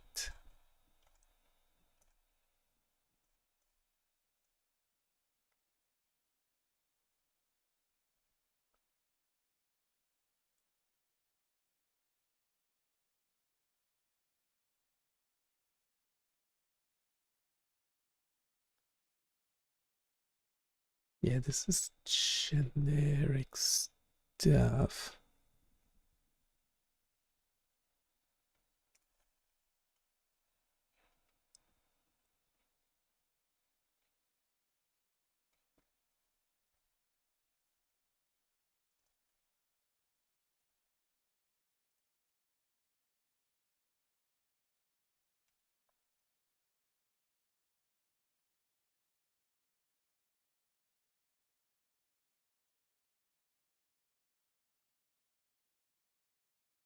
Okay, so I added the initialization for the fuzzy logic system score.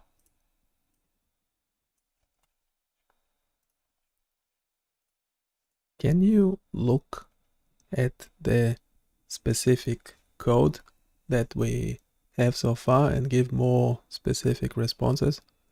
I need help integrating the changes you suggested into the code.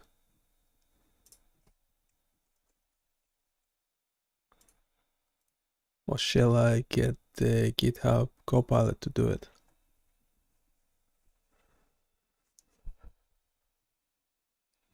Yep. I can certainly help with more specific guidance on integrating the fuzzy logic system scoring into your existing JavaScript code.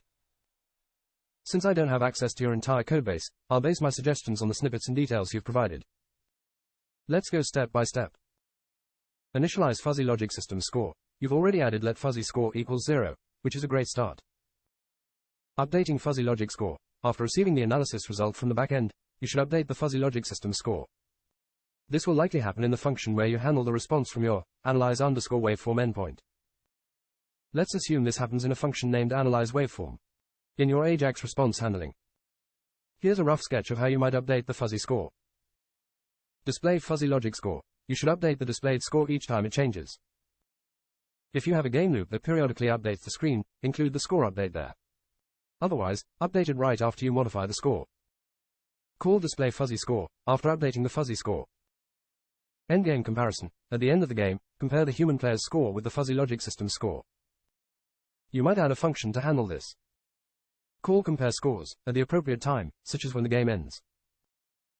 If you're comfortable with GitHub Copilot, it can certainly assist in generating more specific code snippets, especially if you provide it with contextual comments from your existing code. However, the suggestions above should give you a solid starting point for manual integration. Remember to test thoroughly to ensure everything works as intended.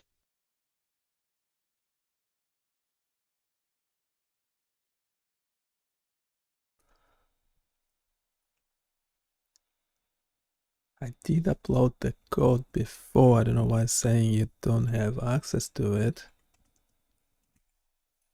Here is the game logic again.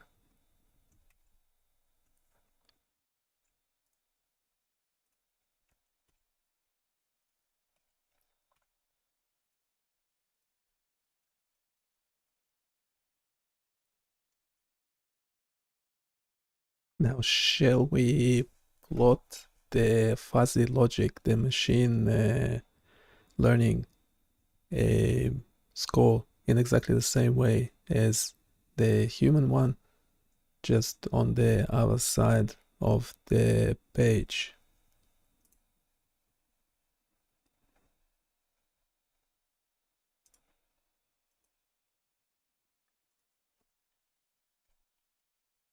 Also, are you gonna be using the fuzzy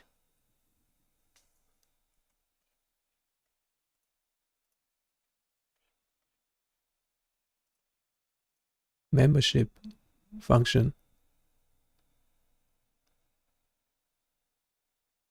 to make a yes/no decision equivalent to the human clicking on the waveform or not? Yep.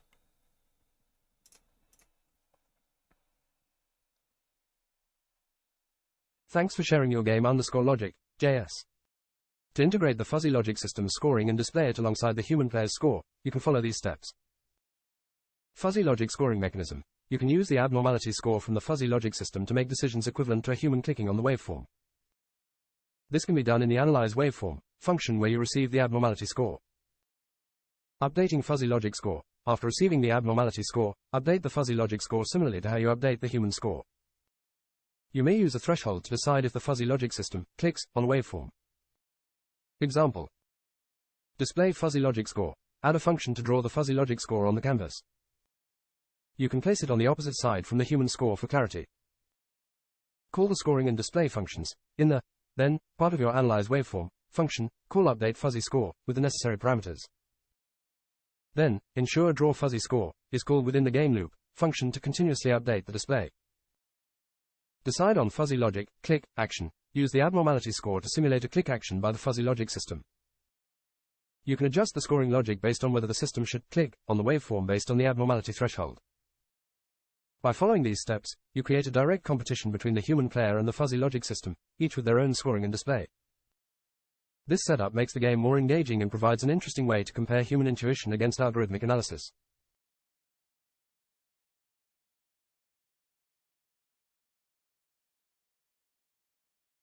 Where's that thing being drawn? It's a Control-Shift-C. It's being drawn on top of the canvas.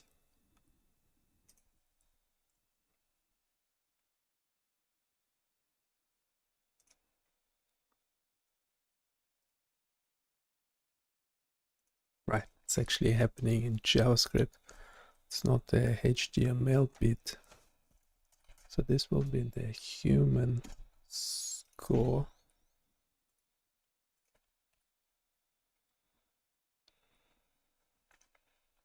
Right, and on the other side of the screen we should eventually have a machine score.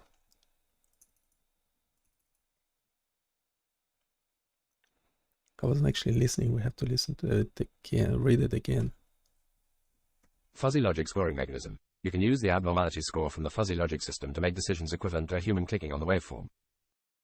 This can be done in the analyze waveform function where you receive the abnormality score.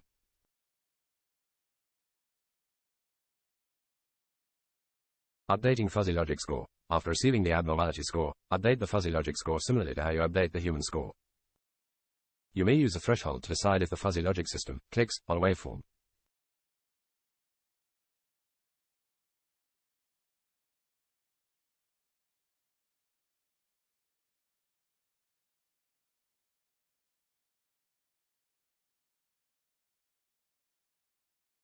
Okay, where are we doing the actual scoring business? It's different. We want it to be identical.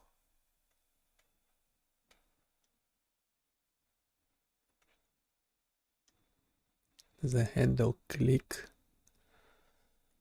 function that does the scoring business. Yeah, there's a limit of the score not to drop below -50.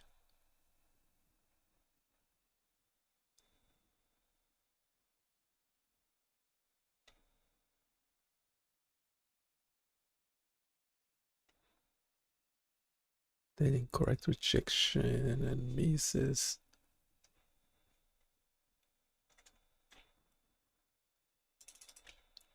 Updating fuzzy logic score. After receiving the abnormality score, update the fuzzy logic score similarly to how you update the human score. You may use a threshold to decide if the fuzzy logic system clicks on a waveform.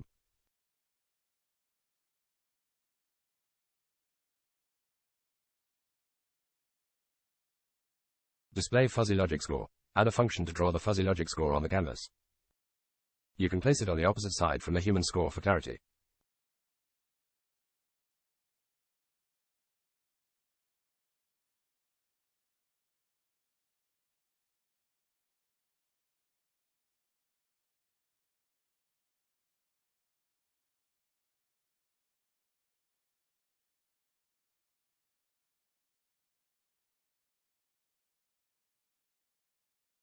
Okay, we'll do the fuzzy,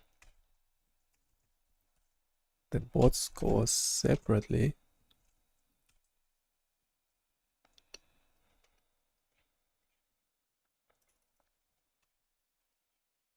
As in the code, but then it has to, we have to make sure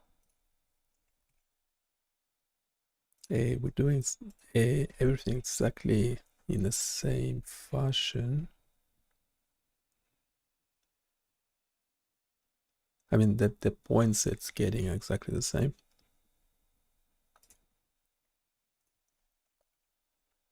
Yeah, so it's getting, so the threshold, yeah, we split because it's a score, the abnormality score is between 0 and 1. We just split the threshold into 0.5. Well, the other way to look at it is we either have normal or abnormal. So we could have anything.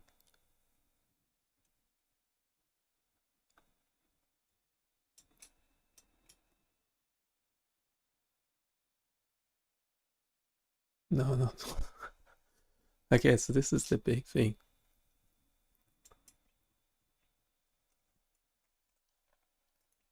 Clear? Okay, one big important thing is that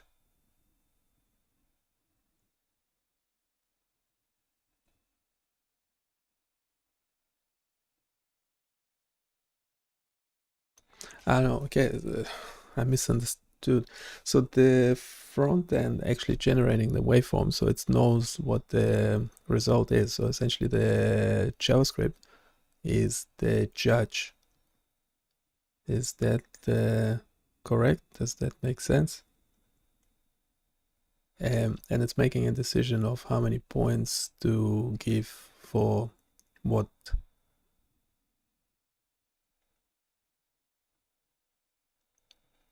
But we need to decide what the threshold is. So essentially in our case, normal ECG is 0.1, and anything else, so anything above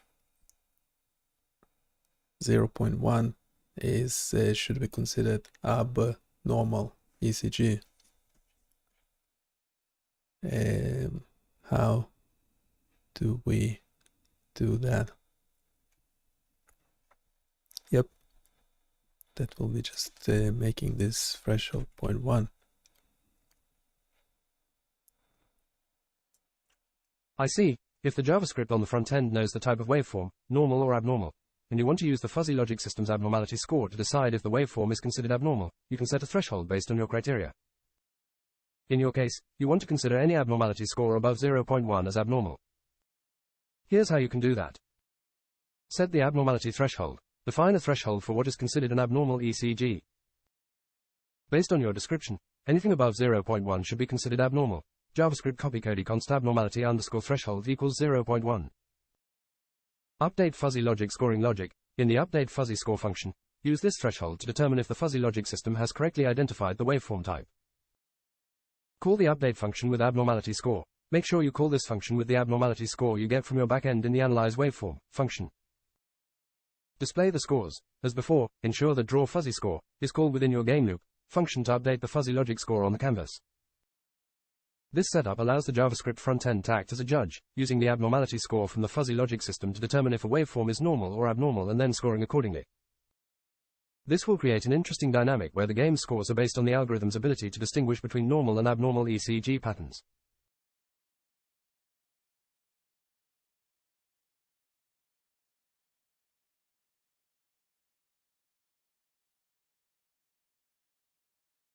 So when we receive the data, we display analysis result. That's the human analysis. We also do the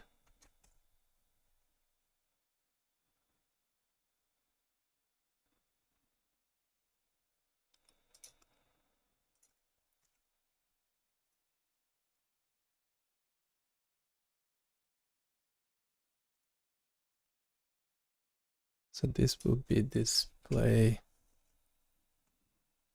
human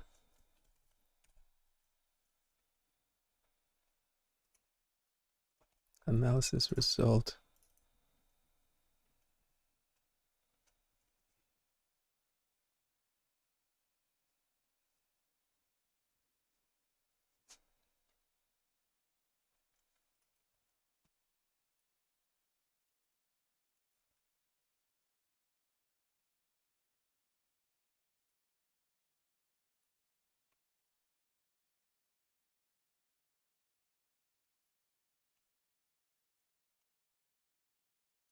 Yeah, renamed.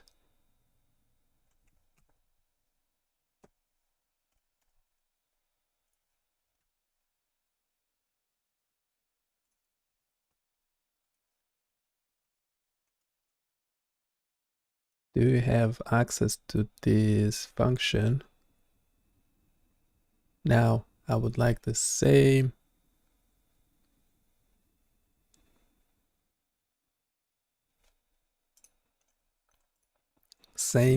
function, but for the fuzzy logic algorithm, so for the machine.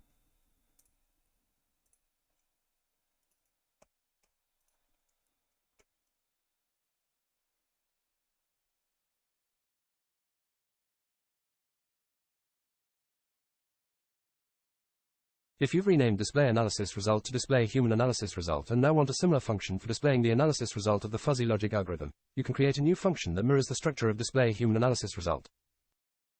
This new function, let's call it display fuzzy analysis result, will handle displaying the analysis result specific to the fuzzy logic's performance. Here's an example of how you might structure display fuzzy analysis result. In your analyze waveform function, where you handle the response from the back end, you would call this new function with the required parameters. For example, this function will be responsible for updating and displaying the results of the fuzzy logic algorithm's performance. You may need to adjust the details of what's displayed based on the specifics of your game and what information you find most relevant to show to the player.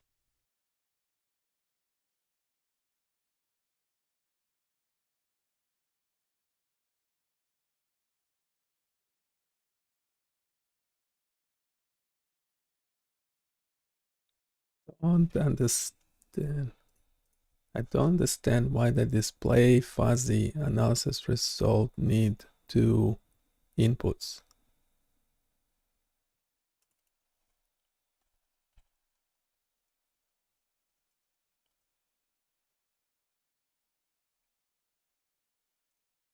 Okay, can we quickly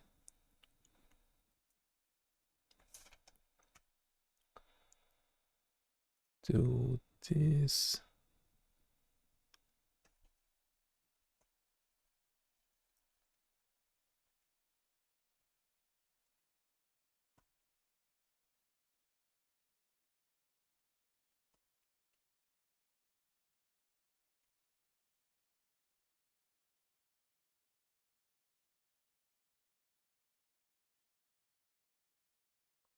Save, it's also receiving data.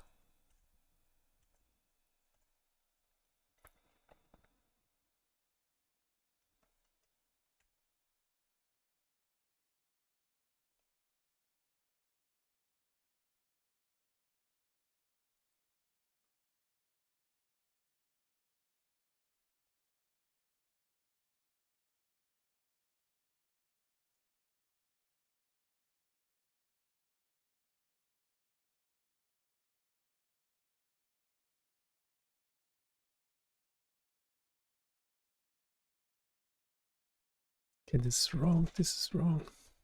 Go back, go back. Made a mistake.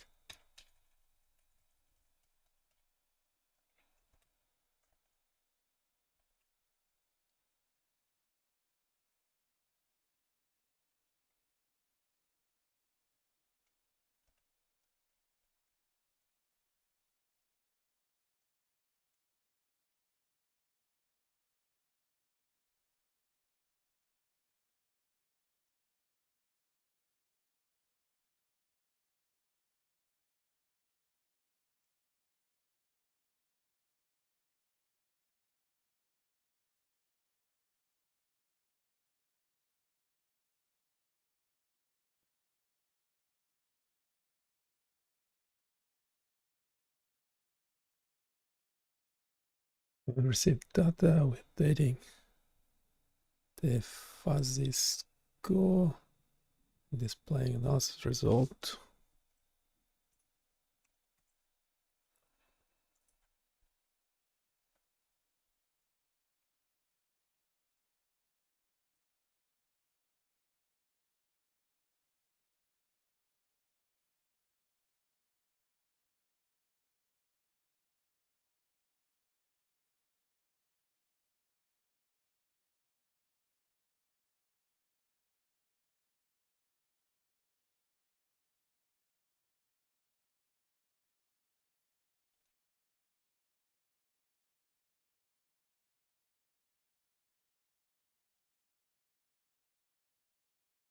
Okay, shouldn't this return something?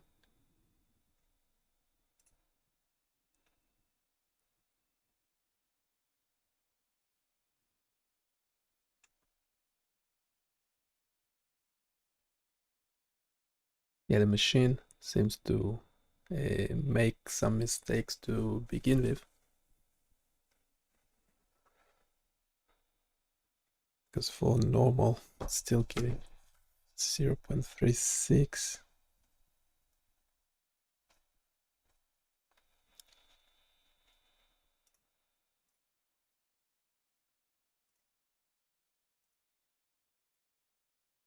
But it's doing better later.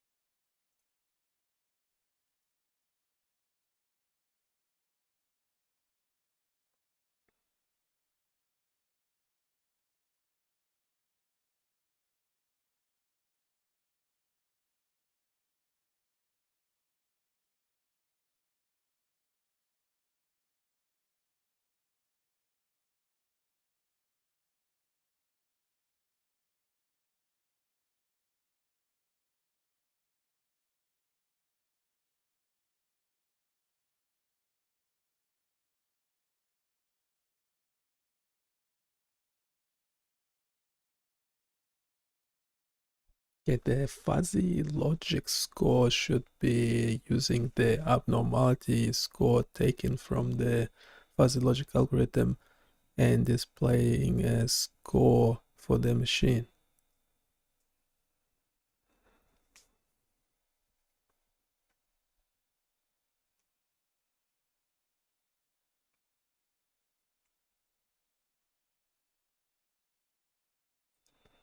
It's taking the abnormality in the waveform. The abnormality parameter presents the abnormality score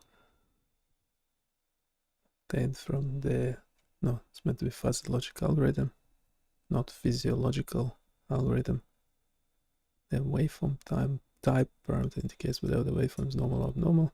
The function uses the threshold set to 0.1 to determine whether the waveform is abnormal or not.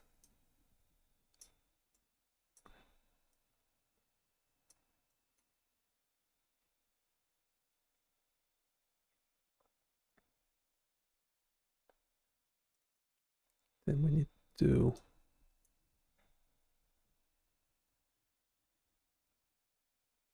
okay, this is the same.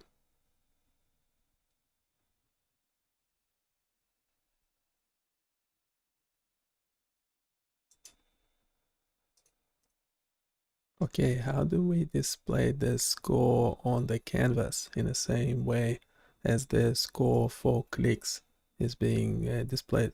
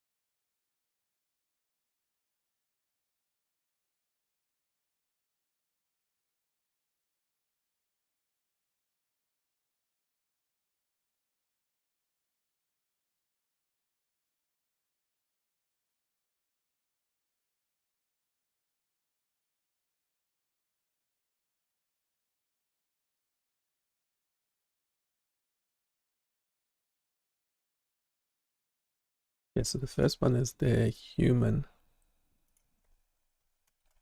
score. The second one is the machine score.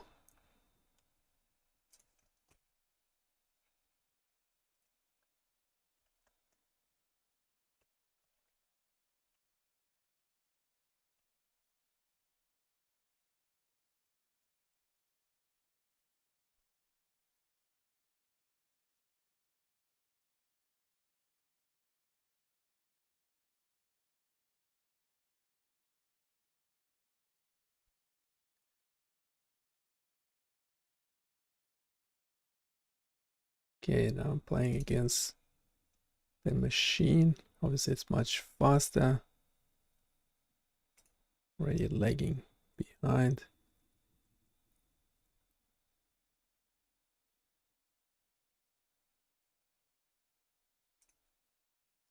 Okay, that's 50-50.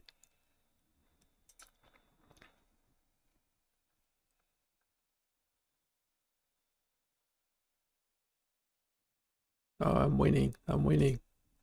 I'm winning. I'm winning the machine. For now. It's abnormal. I'm way ahead. Should I 110? This is normal. I do not click on.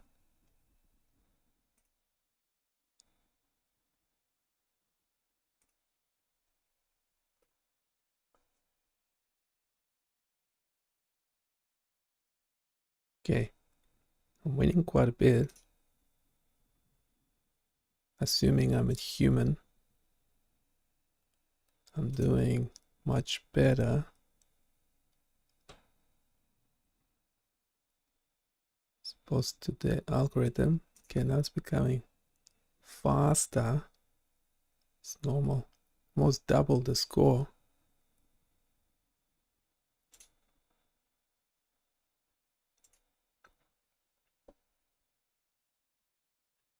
The machine is stuck at 100 and I'm almost at 300.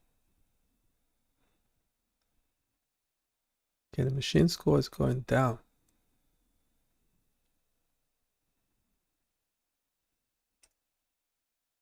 $350, $70, $390. Like winning by far.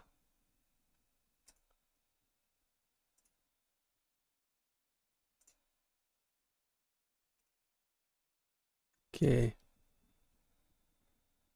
that's normal. Abnormal, abnormal, abnormal.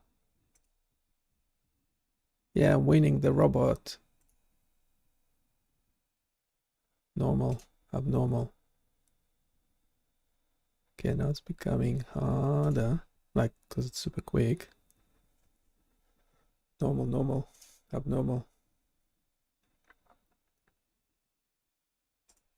abnormal, abnormal.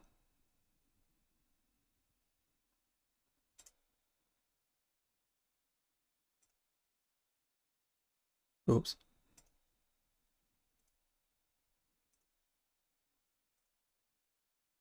The machine's stuck at 200. Okay, I don't even have enough. Oops. Time to click on it. Oops.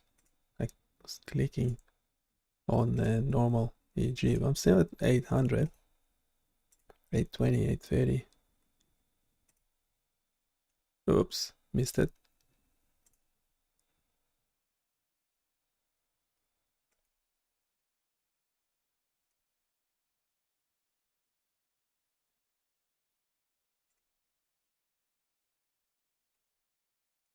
Okay, this is crazy fast now.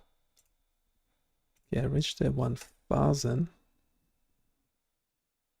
Oops.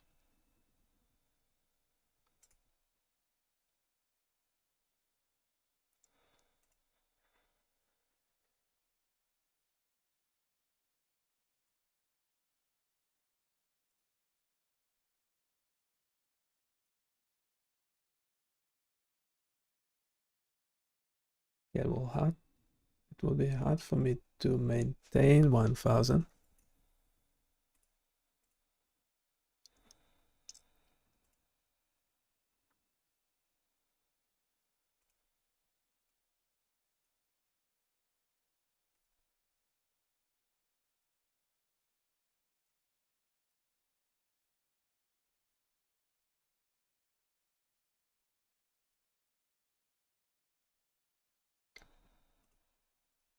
Oops.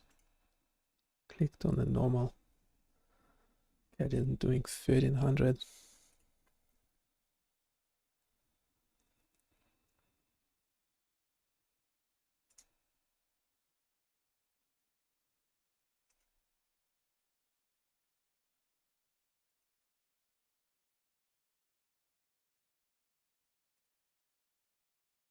Now, obviously, one advantage for the machine is that it can go forever.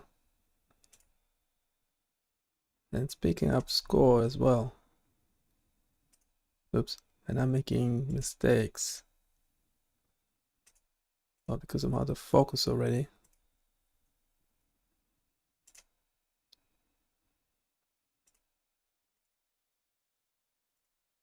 And I should know this data set, well, because I created it.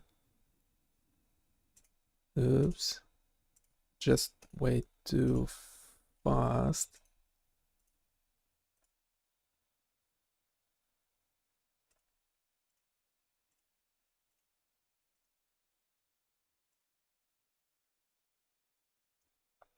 I think I actually beat my own score. Oops. Clicked on normal. Yes, you can see my breakdown of all the mistakes and things I'm making.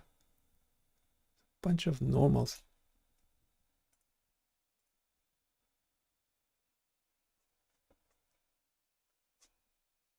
Okay, I'm getting all tired. My eyes hurt. The bot is picking up score. It's making mistakes as well.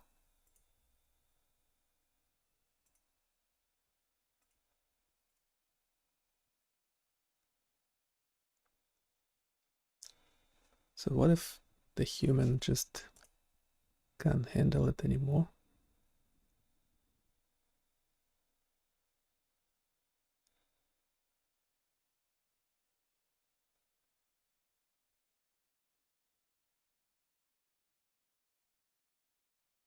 It is something actually wrong with the bot.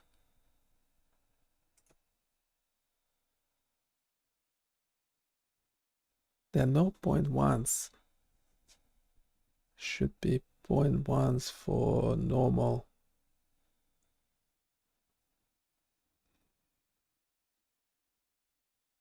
There should be 0.1s for normal waveform.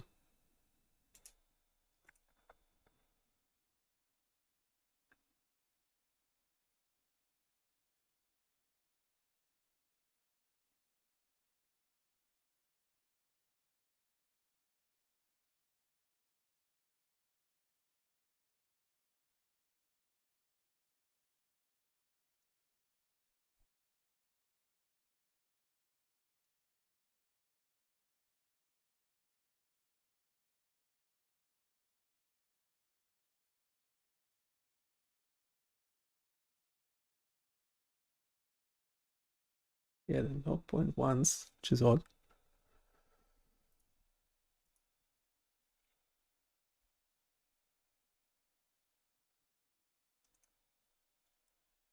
Okay, now the bot is winning, but then yeah, the bot is getting it incorrect every time there is a normal, or because the number is not going down as much as it should. So it's okay for it to let's start again.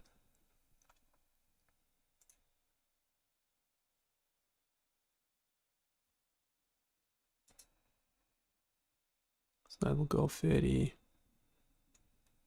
Subnormal, it will go 40, sorry.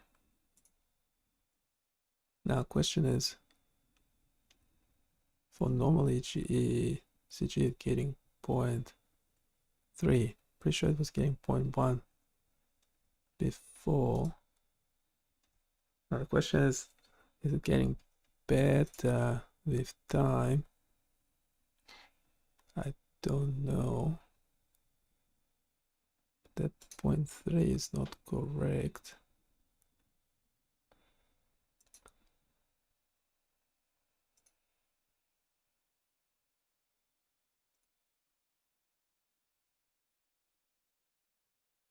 Yeah, 0.36.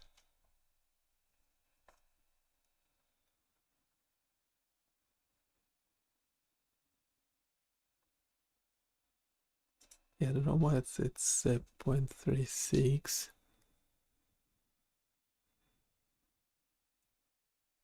Yeah, if I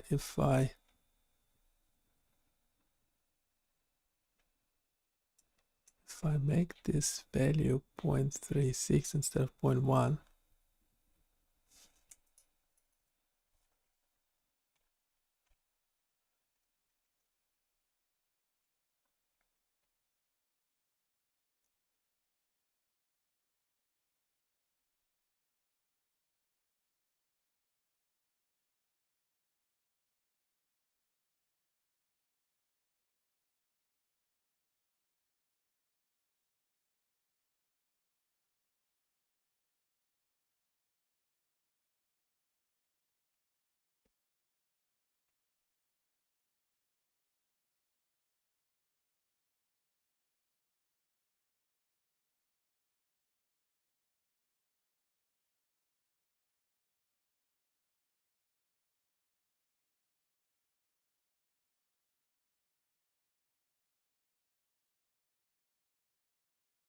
what's the exact number?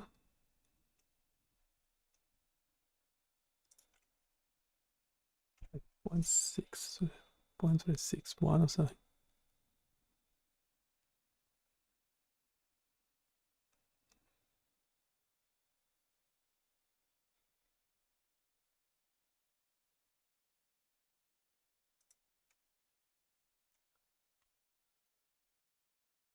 Yeah, there's a magic number.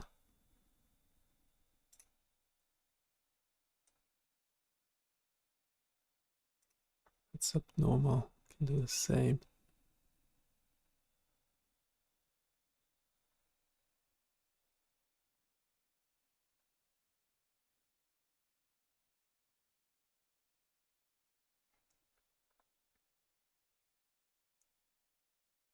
Yeah, so if I tune this thing, yeah, it won't be making any mistakes anymore. That was a quick tune. And I think the human is Dansky, because once it becomes faster, yeah, the machine is not making mistakes anymore. Just by adjusting the abnormality score threshold. Yeah, I can try, but I won't be able to beat it.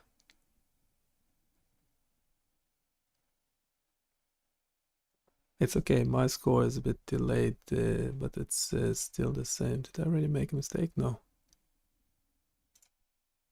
Yeah, once I start making mistakes, once this counters go up, I'm done.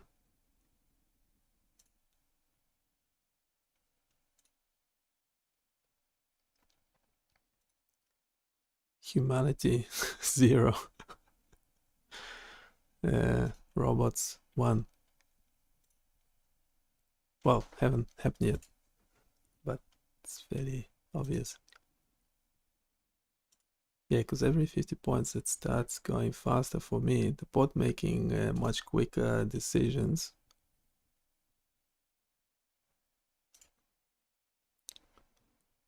And once I make the first mistake, I won't be able to recover, because the bot is not making any mistakes with the current setup.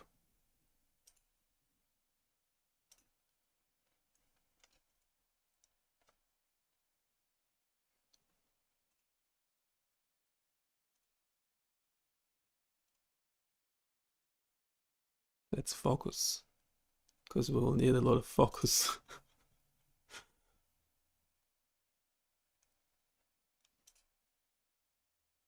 Okay, now it's becoming significantly faster for me. The bot is getting the same information, just getting the waveform. Oh, yeah, it's getting the waveform. Yeah, I made one miss.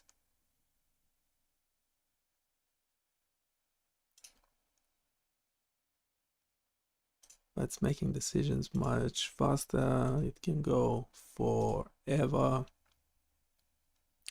and it doesn't make any mistakes.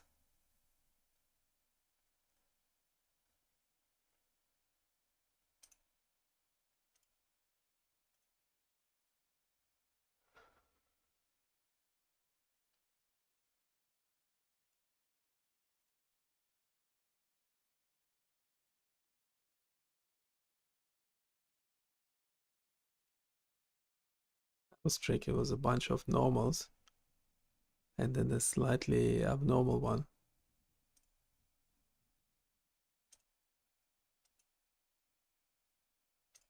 Oops, false alarm. Okay. Crap. Okay, now it's just way too quick for me even to click on it. Yeah, the bot is winning. Doesn't make any mistakes.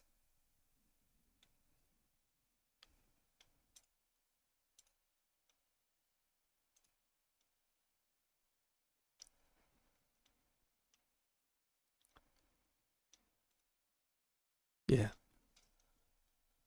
I needed to slow down before I can start again, as in before I can even see the waveforms.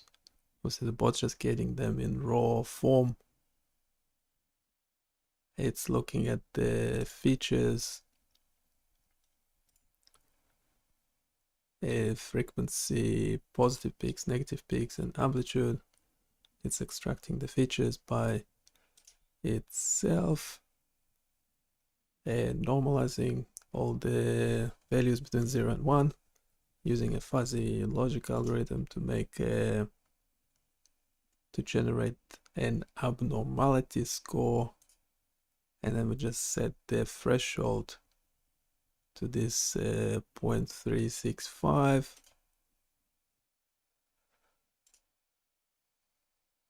and that's it. Humans go out the door in terms of reviewing ECG. or if we still review ECG, we'll need a lot of luck, or at least we won't be able to do it this fast. We can do it slowly, but yeah.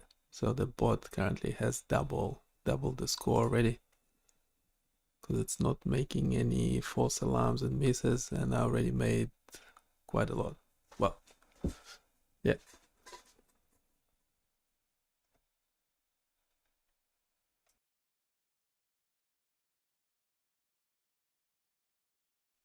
So I can have my food now, just watch the bot doing its job. Just sit back and relax.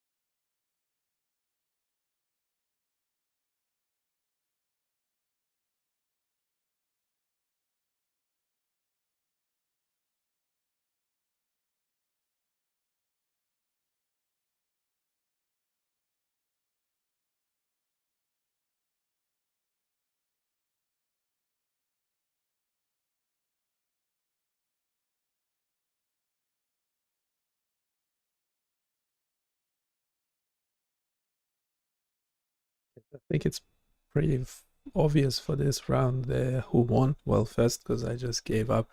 Now it's slow again, so I can start labeling. But the robot doesn't make any mistakes. It kept going, so it doesn't get tired. And it's already reached a score of 7,000, which is several folds higher than what I could do. So even if I start labeling again, I made all these mistakes, 4 false alarms and 332 misses. Whereas the fuzzy score, the machine, the robot, only did hits and correct rejections. Let's start fresh.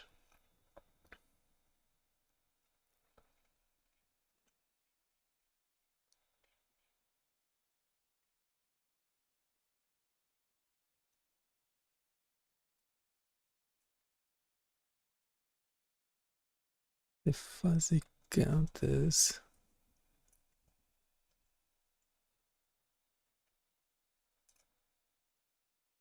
Draw waveform. Draw score.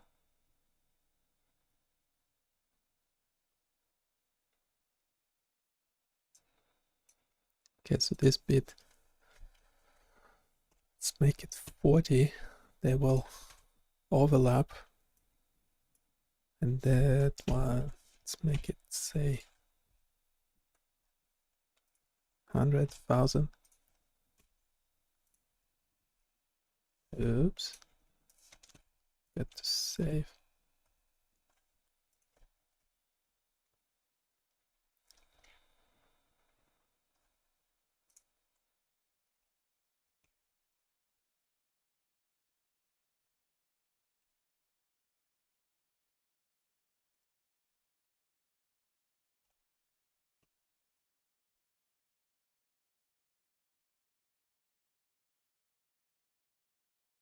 Make it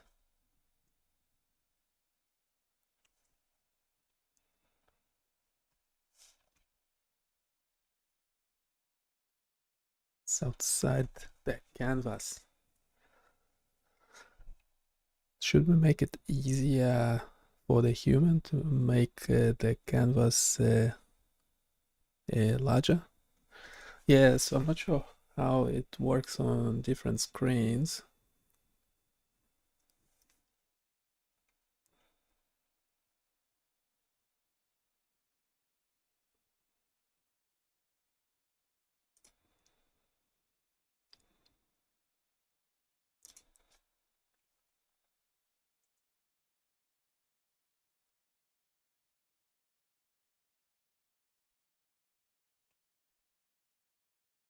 Make it 500 just so it fits the screen at the moment. Then this heat should be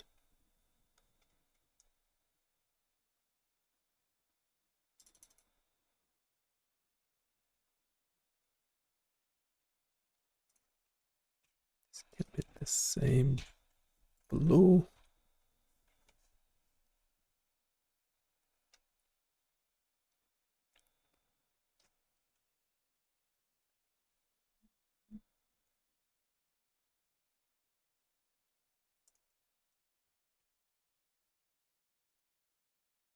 Field text, hit, correct rejection, false alarm misses.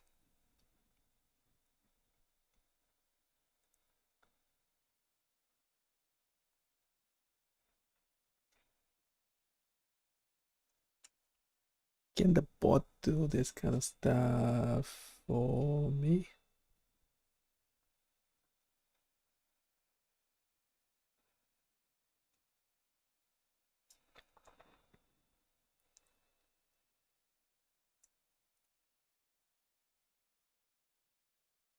Or should I do it manually?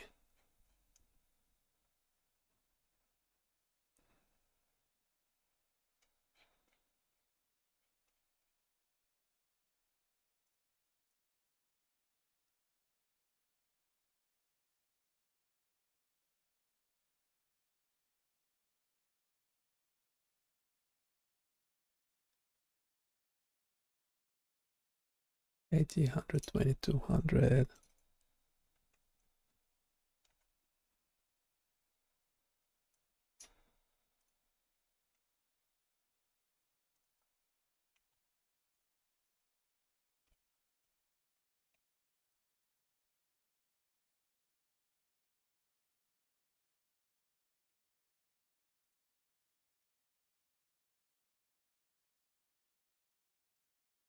This one, 160. Right.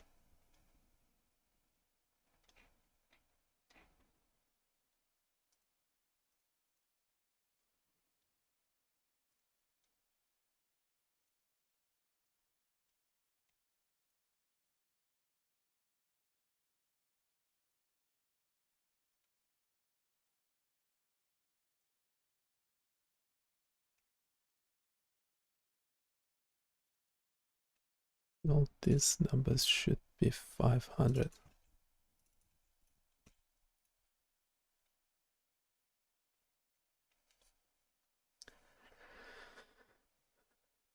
And yes, we could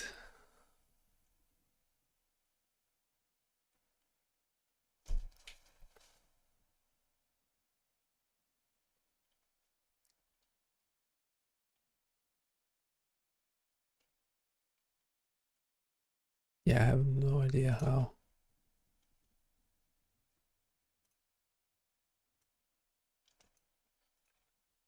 it will be displayed on a mobile actually.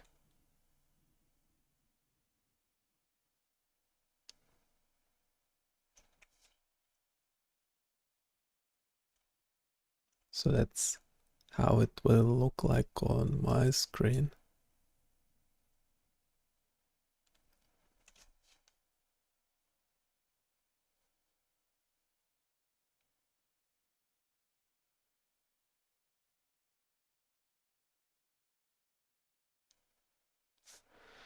Can make the font a bit smaller.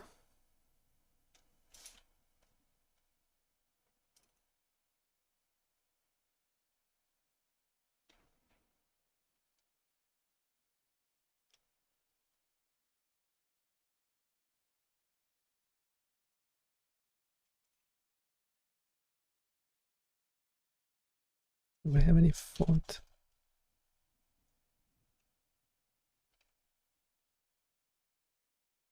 settings? Yes, we do.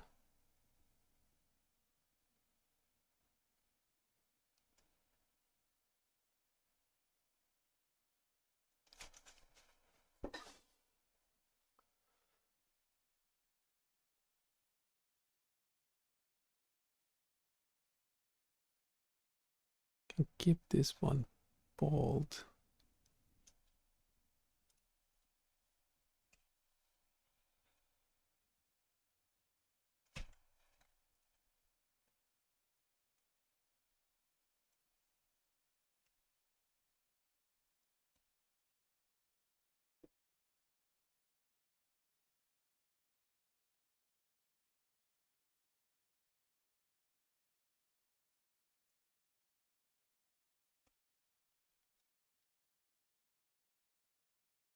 Change 500 to 450.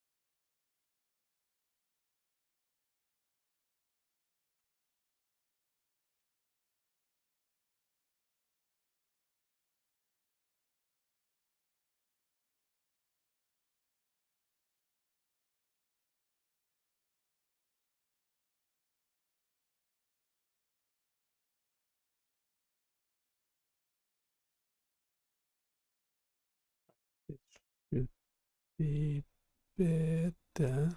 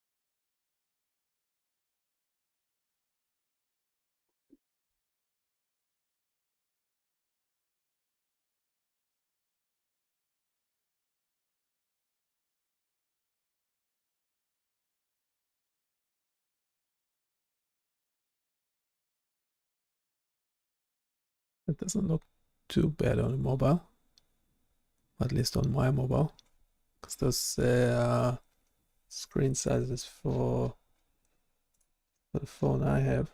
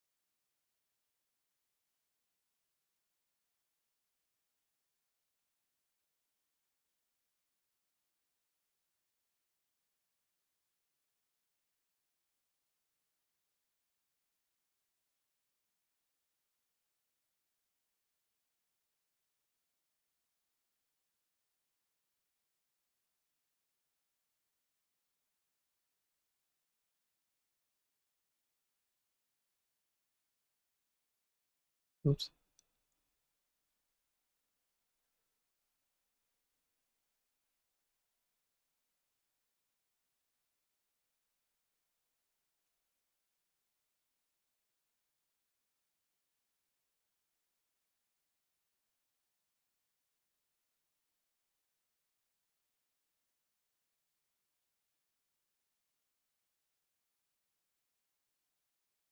Right, and the speed.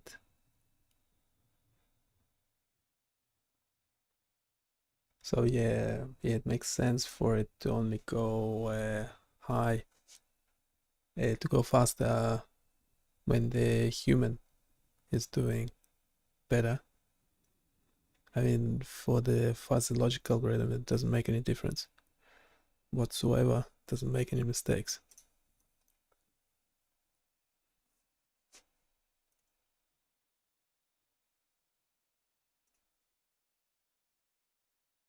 With the current setup.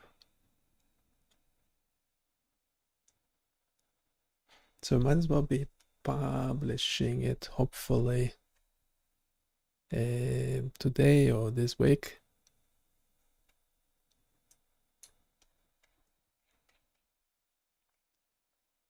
Generally, we don't like magic numbers.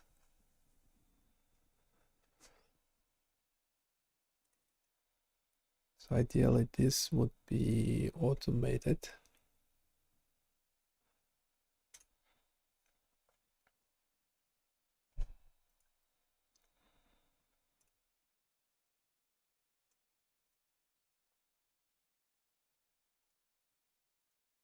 Yeah, so essentially this could show you how how machines are better at these specific tasks, at annotating time series waveforms.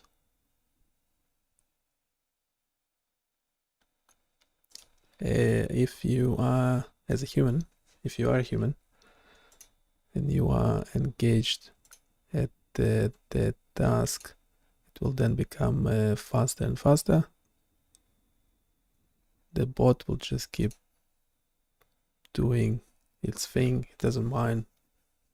It's making the decision essentially immediately, so it doesn't mind how fast or quick the scrolling is on the screen. It gets the same waveform as you are, so it doesn't know that the algorithm, this score here, the abnormality, this prediction is being made by the backend that doesn't have access to the waveform generation business. And yes, we can make it harder for the bot by introducing more types of waveforms. So if you have any suggestions as to what did I forget, what type of abnormal ECG I should include, do let me know.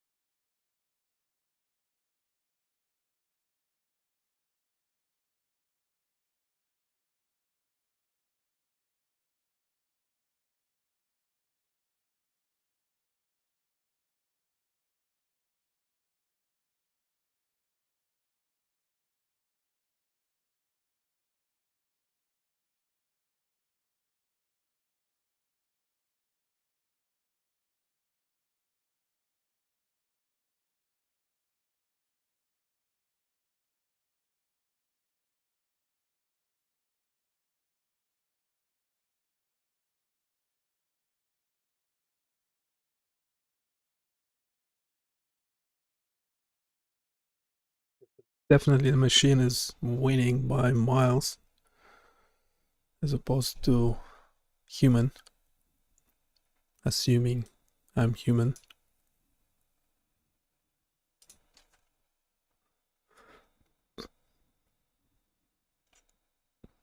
You should not make this assumption, because I can talk like this as well.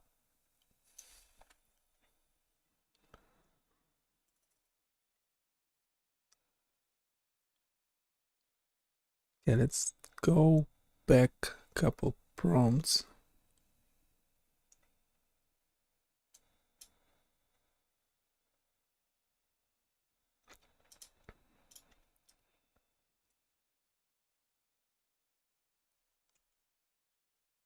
Okay, so it's working. Working okay now.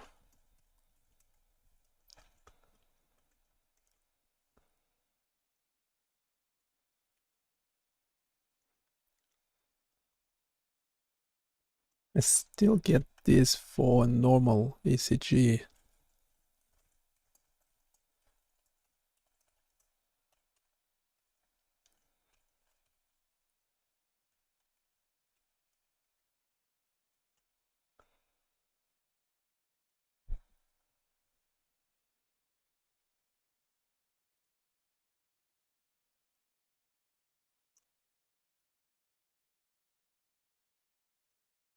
Normal activity from your system.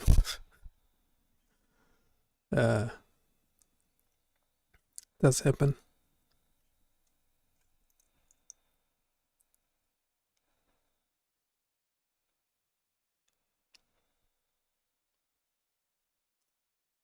Raw positive peaks, 3. Raw negative peaks, 1. These are typical characteristics of an ECG waveform. Raw amplitude, 349, normalized amplitude, approximately 0.35. The normalization appears to be functioning correctly. Abnormality, approximately 0.36. This is slightly above your threshold of 0.1 for normality. It's quite a bit above. The abnormality score of approximately 0.36 for a normal ECG waveform suggests that the fuzzy logic might be overestimating the likelihood of abnormalities. This could be due to Okay.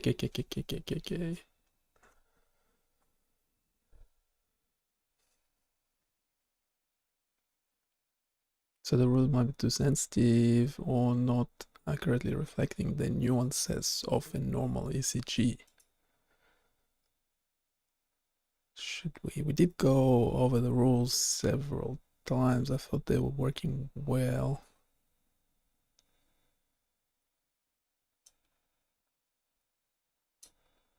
Yeah, so we need to find a threshold for classifying normal versus abnormal ECG. Now we actually manually look at the number and we set the threshold as a magic number in the code, but we don't want to do this.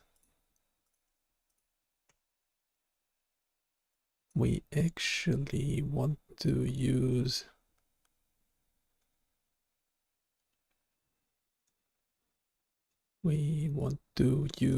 the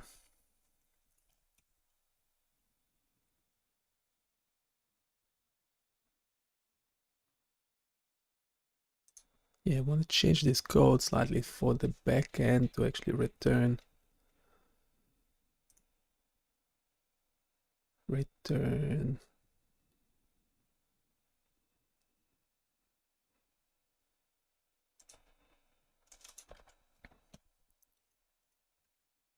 let's pop in the code again.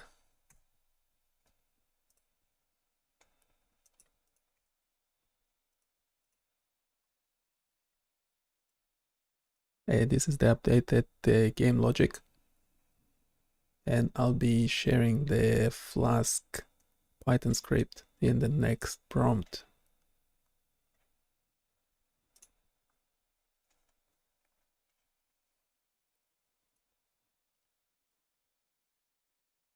Great. You've updated the game logic to include scoring for both the human player and the fuzzy logic system. The setup for handling scores, hits, misses, and other counters for both players looks well structured. You've also included a threshold for the fuzzy logic system to determine abnormal waveforms, which is key for making the comparison fair and interesting. As you prepare to share the Flask Python script, ensure that it's effectively communicating with this JavaScript logic, particularly in sending the abnormality score back to front end. This integration is crucial for the competition aspect of your game to function correctly.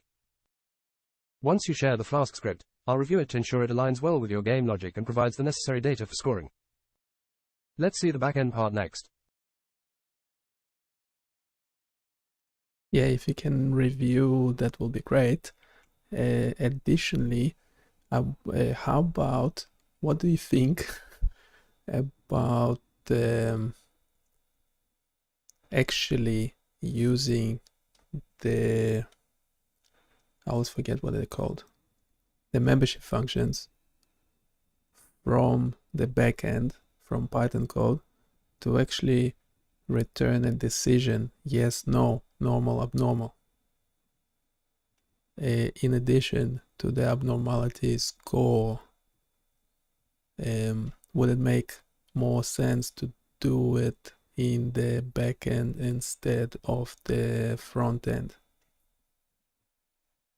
Yep.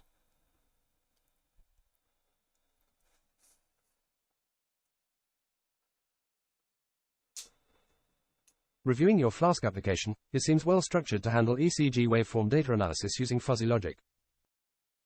The use of global min and max variables for normalization, application of FFT for frequency analysis, peak detection, and amplitude calculation are all in place and should work effectively for your purpose. Regarding the usage of fuzzy logic's output for making decisions. Returning decision from backend, it's a good idea to leverage the fuzzy logic system in the backend to make normal or abnormal decision. This can be more efficient and robust, as the decision-making logic is centralized in one place, the backend, and it reduces the complexity on the front end. Implementing decision logic in backend. To make a decision in the backend, you can interpret the abnormality score within the fuzzy logic system and return a simple, normal, or abnormal label along with the abnormality score. This can be done by setting a threshold within your fuzzy_logic_analysis function. Example. Using the decision on front end. On the front end, you will then use this decision value directly to update the scores and gameplay, instead of applying the threshold logic in JavaScript. This approach has the advantage of keeping your decision logic consistent and centralized, making it easier to maintain and update. It also ensures that the decision-making process benefits from all the data processing and analysis capabilities of your backend.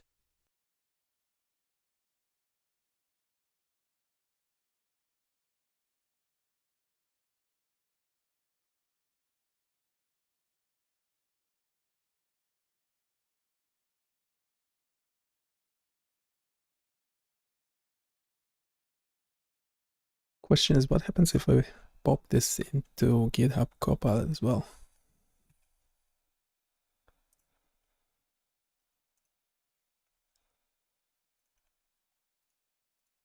This is to do with Python.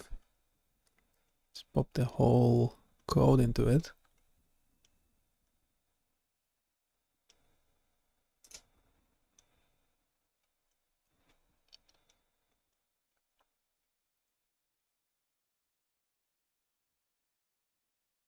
The back end, yeah, threshold of 0.5. Why not use the membership functions?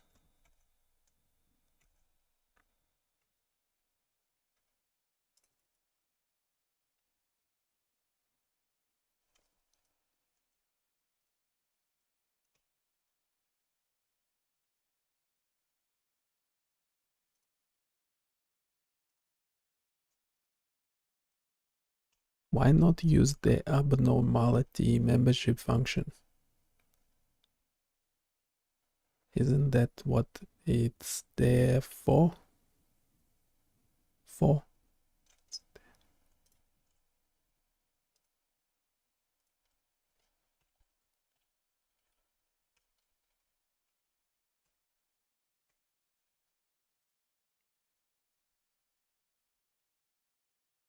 You're absolutely right.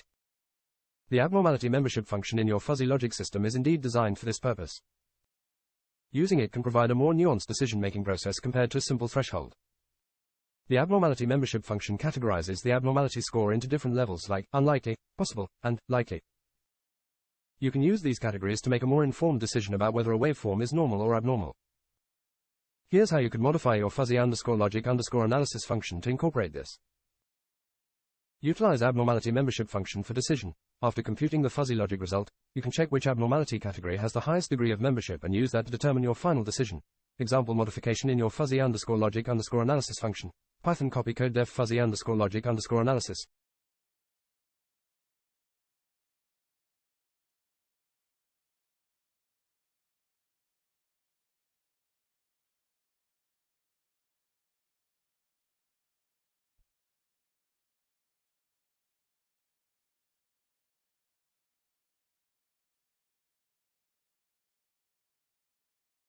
I don't know why it stops reading, but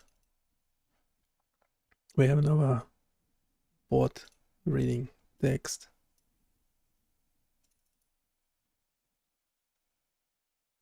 Yes, we have the abnormality membership function.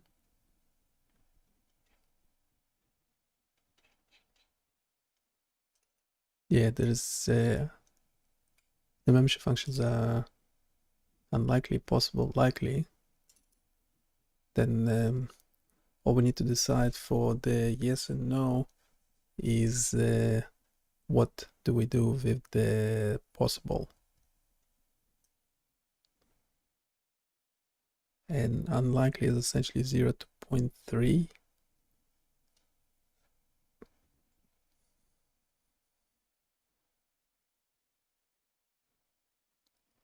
Possible is 0.2 to 0.8, which is a problem because currently for the normal thing we still get 0.36. So ideally the algorithm, the bot shouldn't be dealing with magic numbers. It should be like dealing with concepts. I mean, if you have 3 membership functions, you might as well split them, third.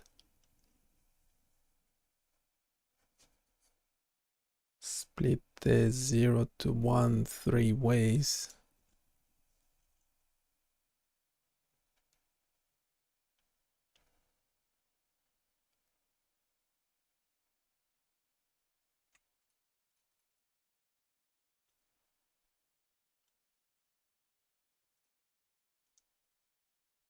Yeah, the human score, if it goes minus 50, then it stops displaying the negative value, which is that's kinda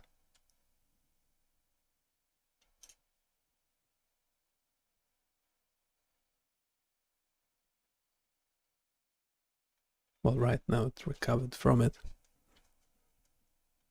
So that's how well I'm doing at scoring ECG waveforms as opposed to a robot.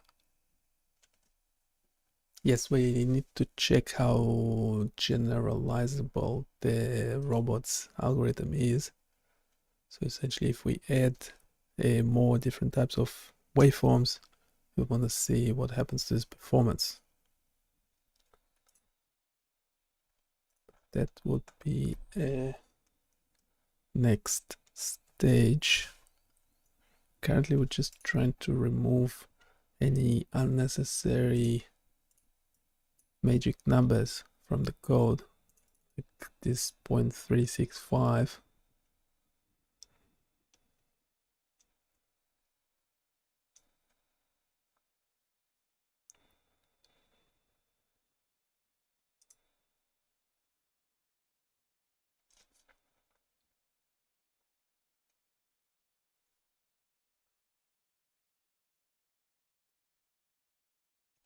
Is oops.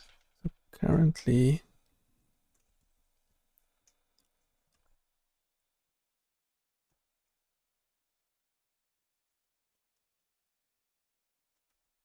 a 0.365 is the perfect threshold. if we make it 0.4 something, no, 0.37.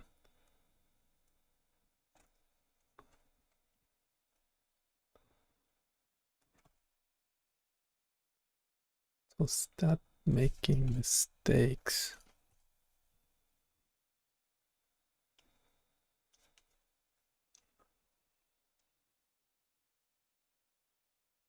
We'll let it run for a while.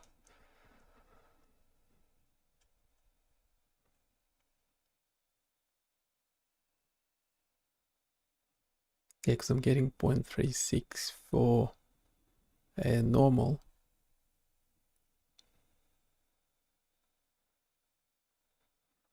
But I think one of the abnormals has a very similar number.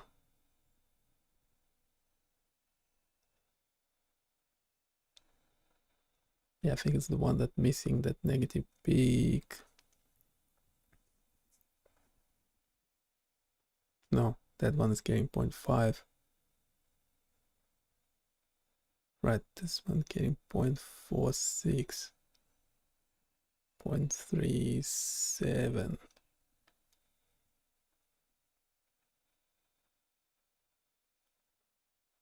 Yeah, so if you go 0.377, it will start making mistakes.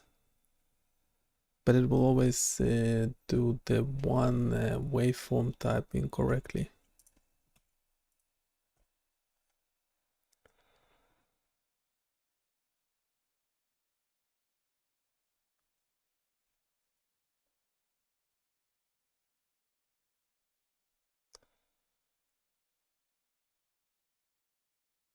Yeah, we expect for one of the waveforms for it to do a miss. Yeah, for this one.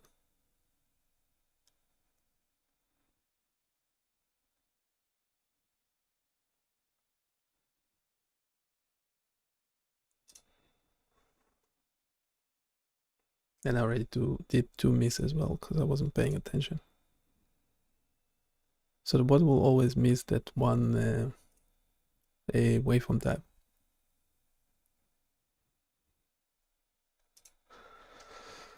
So yes, ideally those the fuzzy rules and the membership functions should be just designed based on, you know, textbook knowledge, and not actually looking at any waveforms.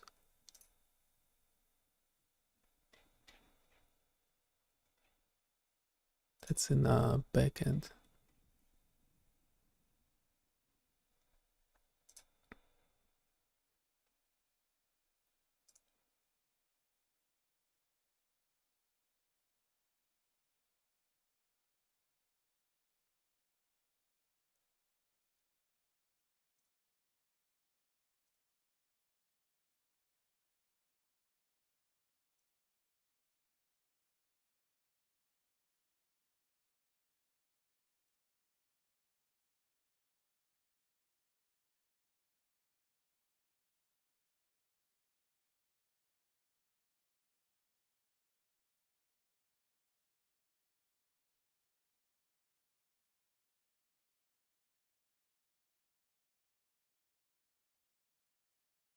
Okay, if there's no questions in the chat,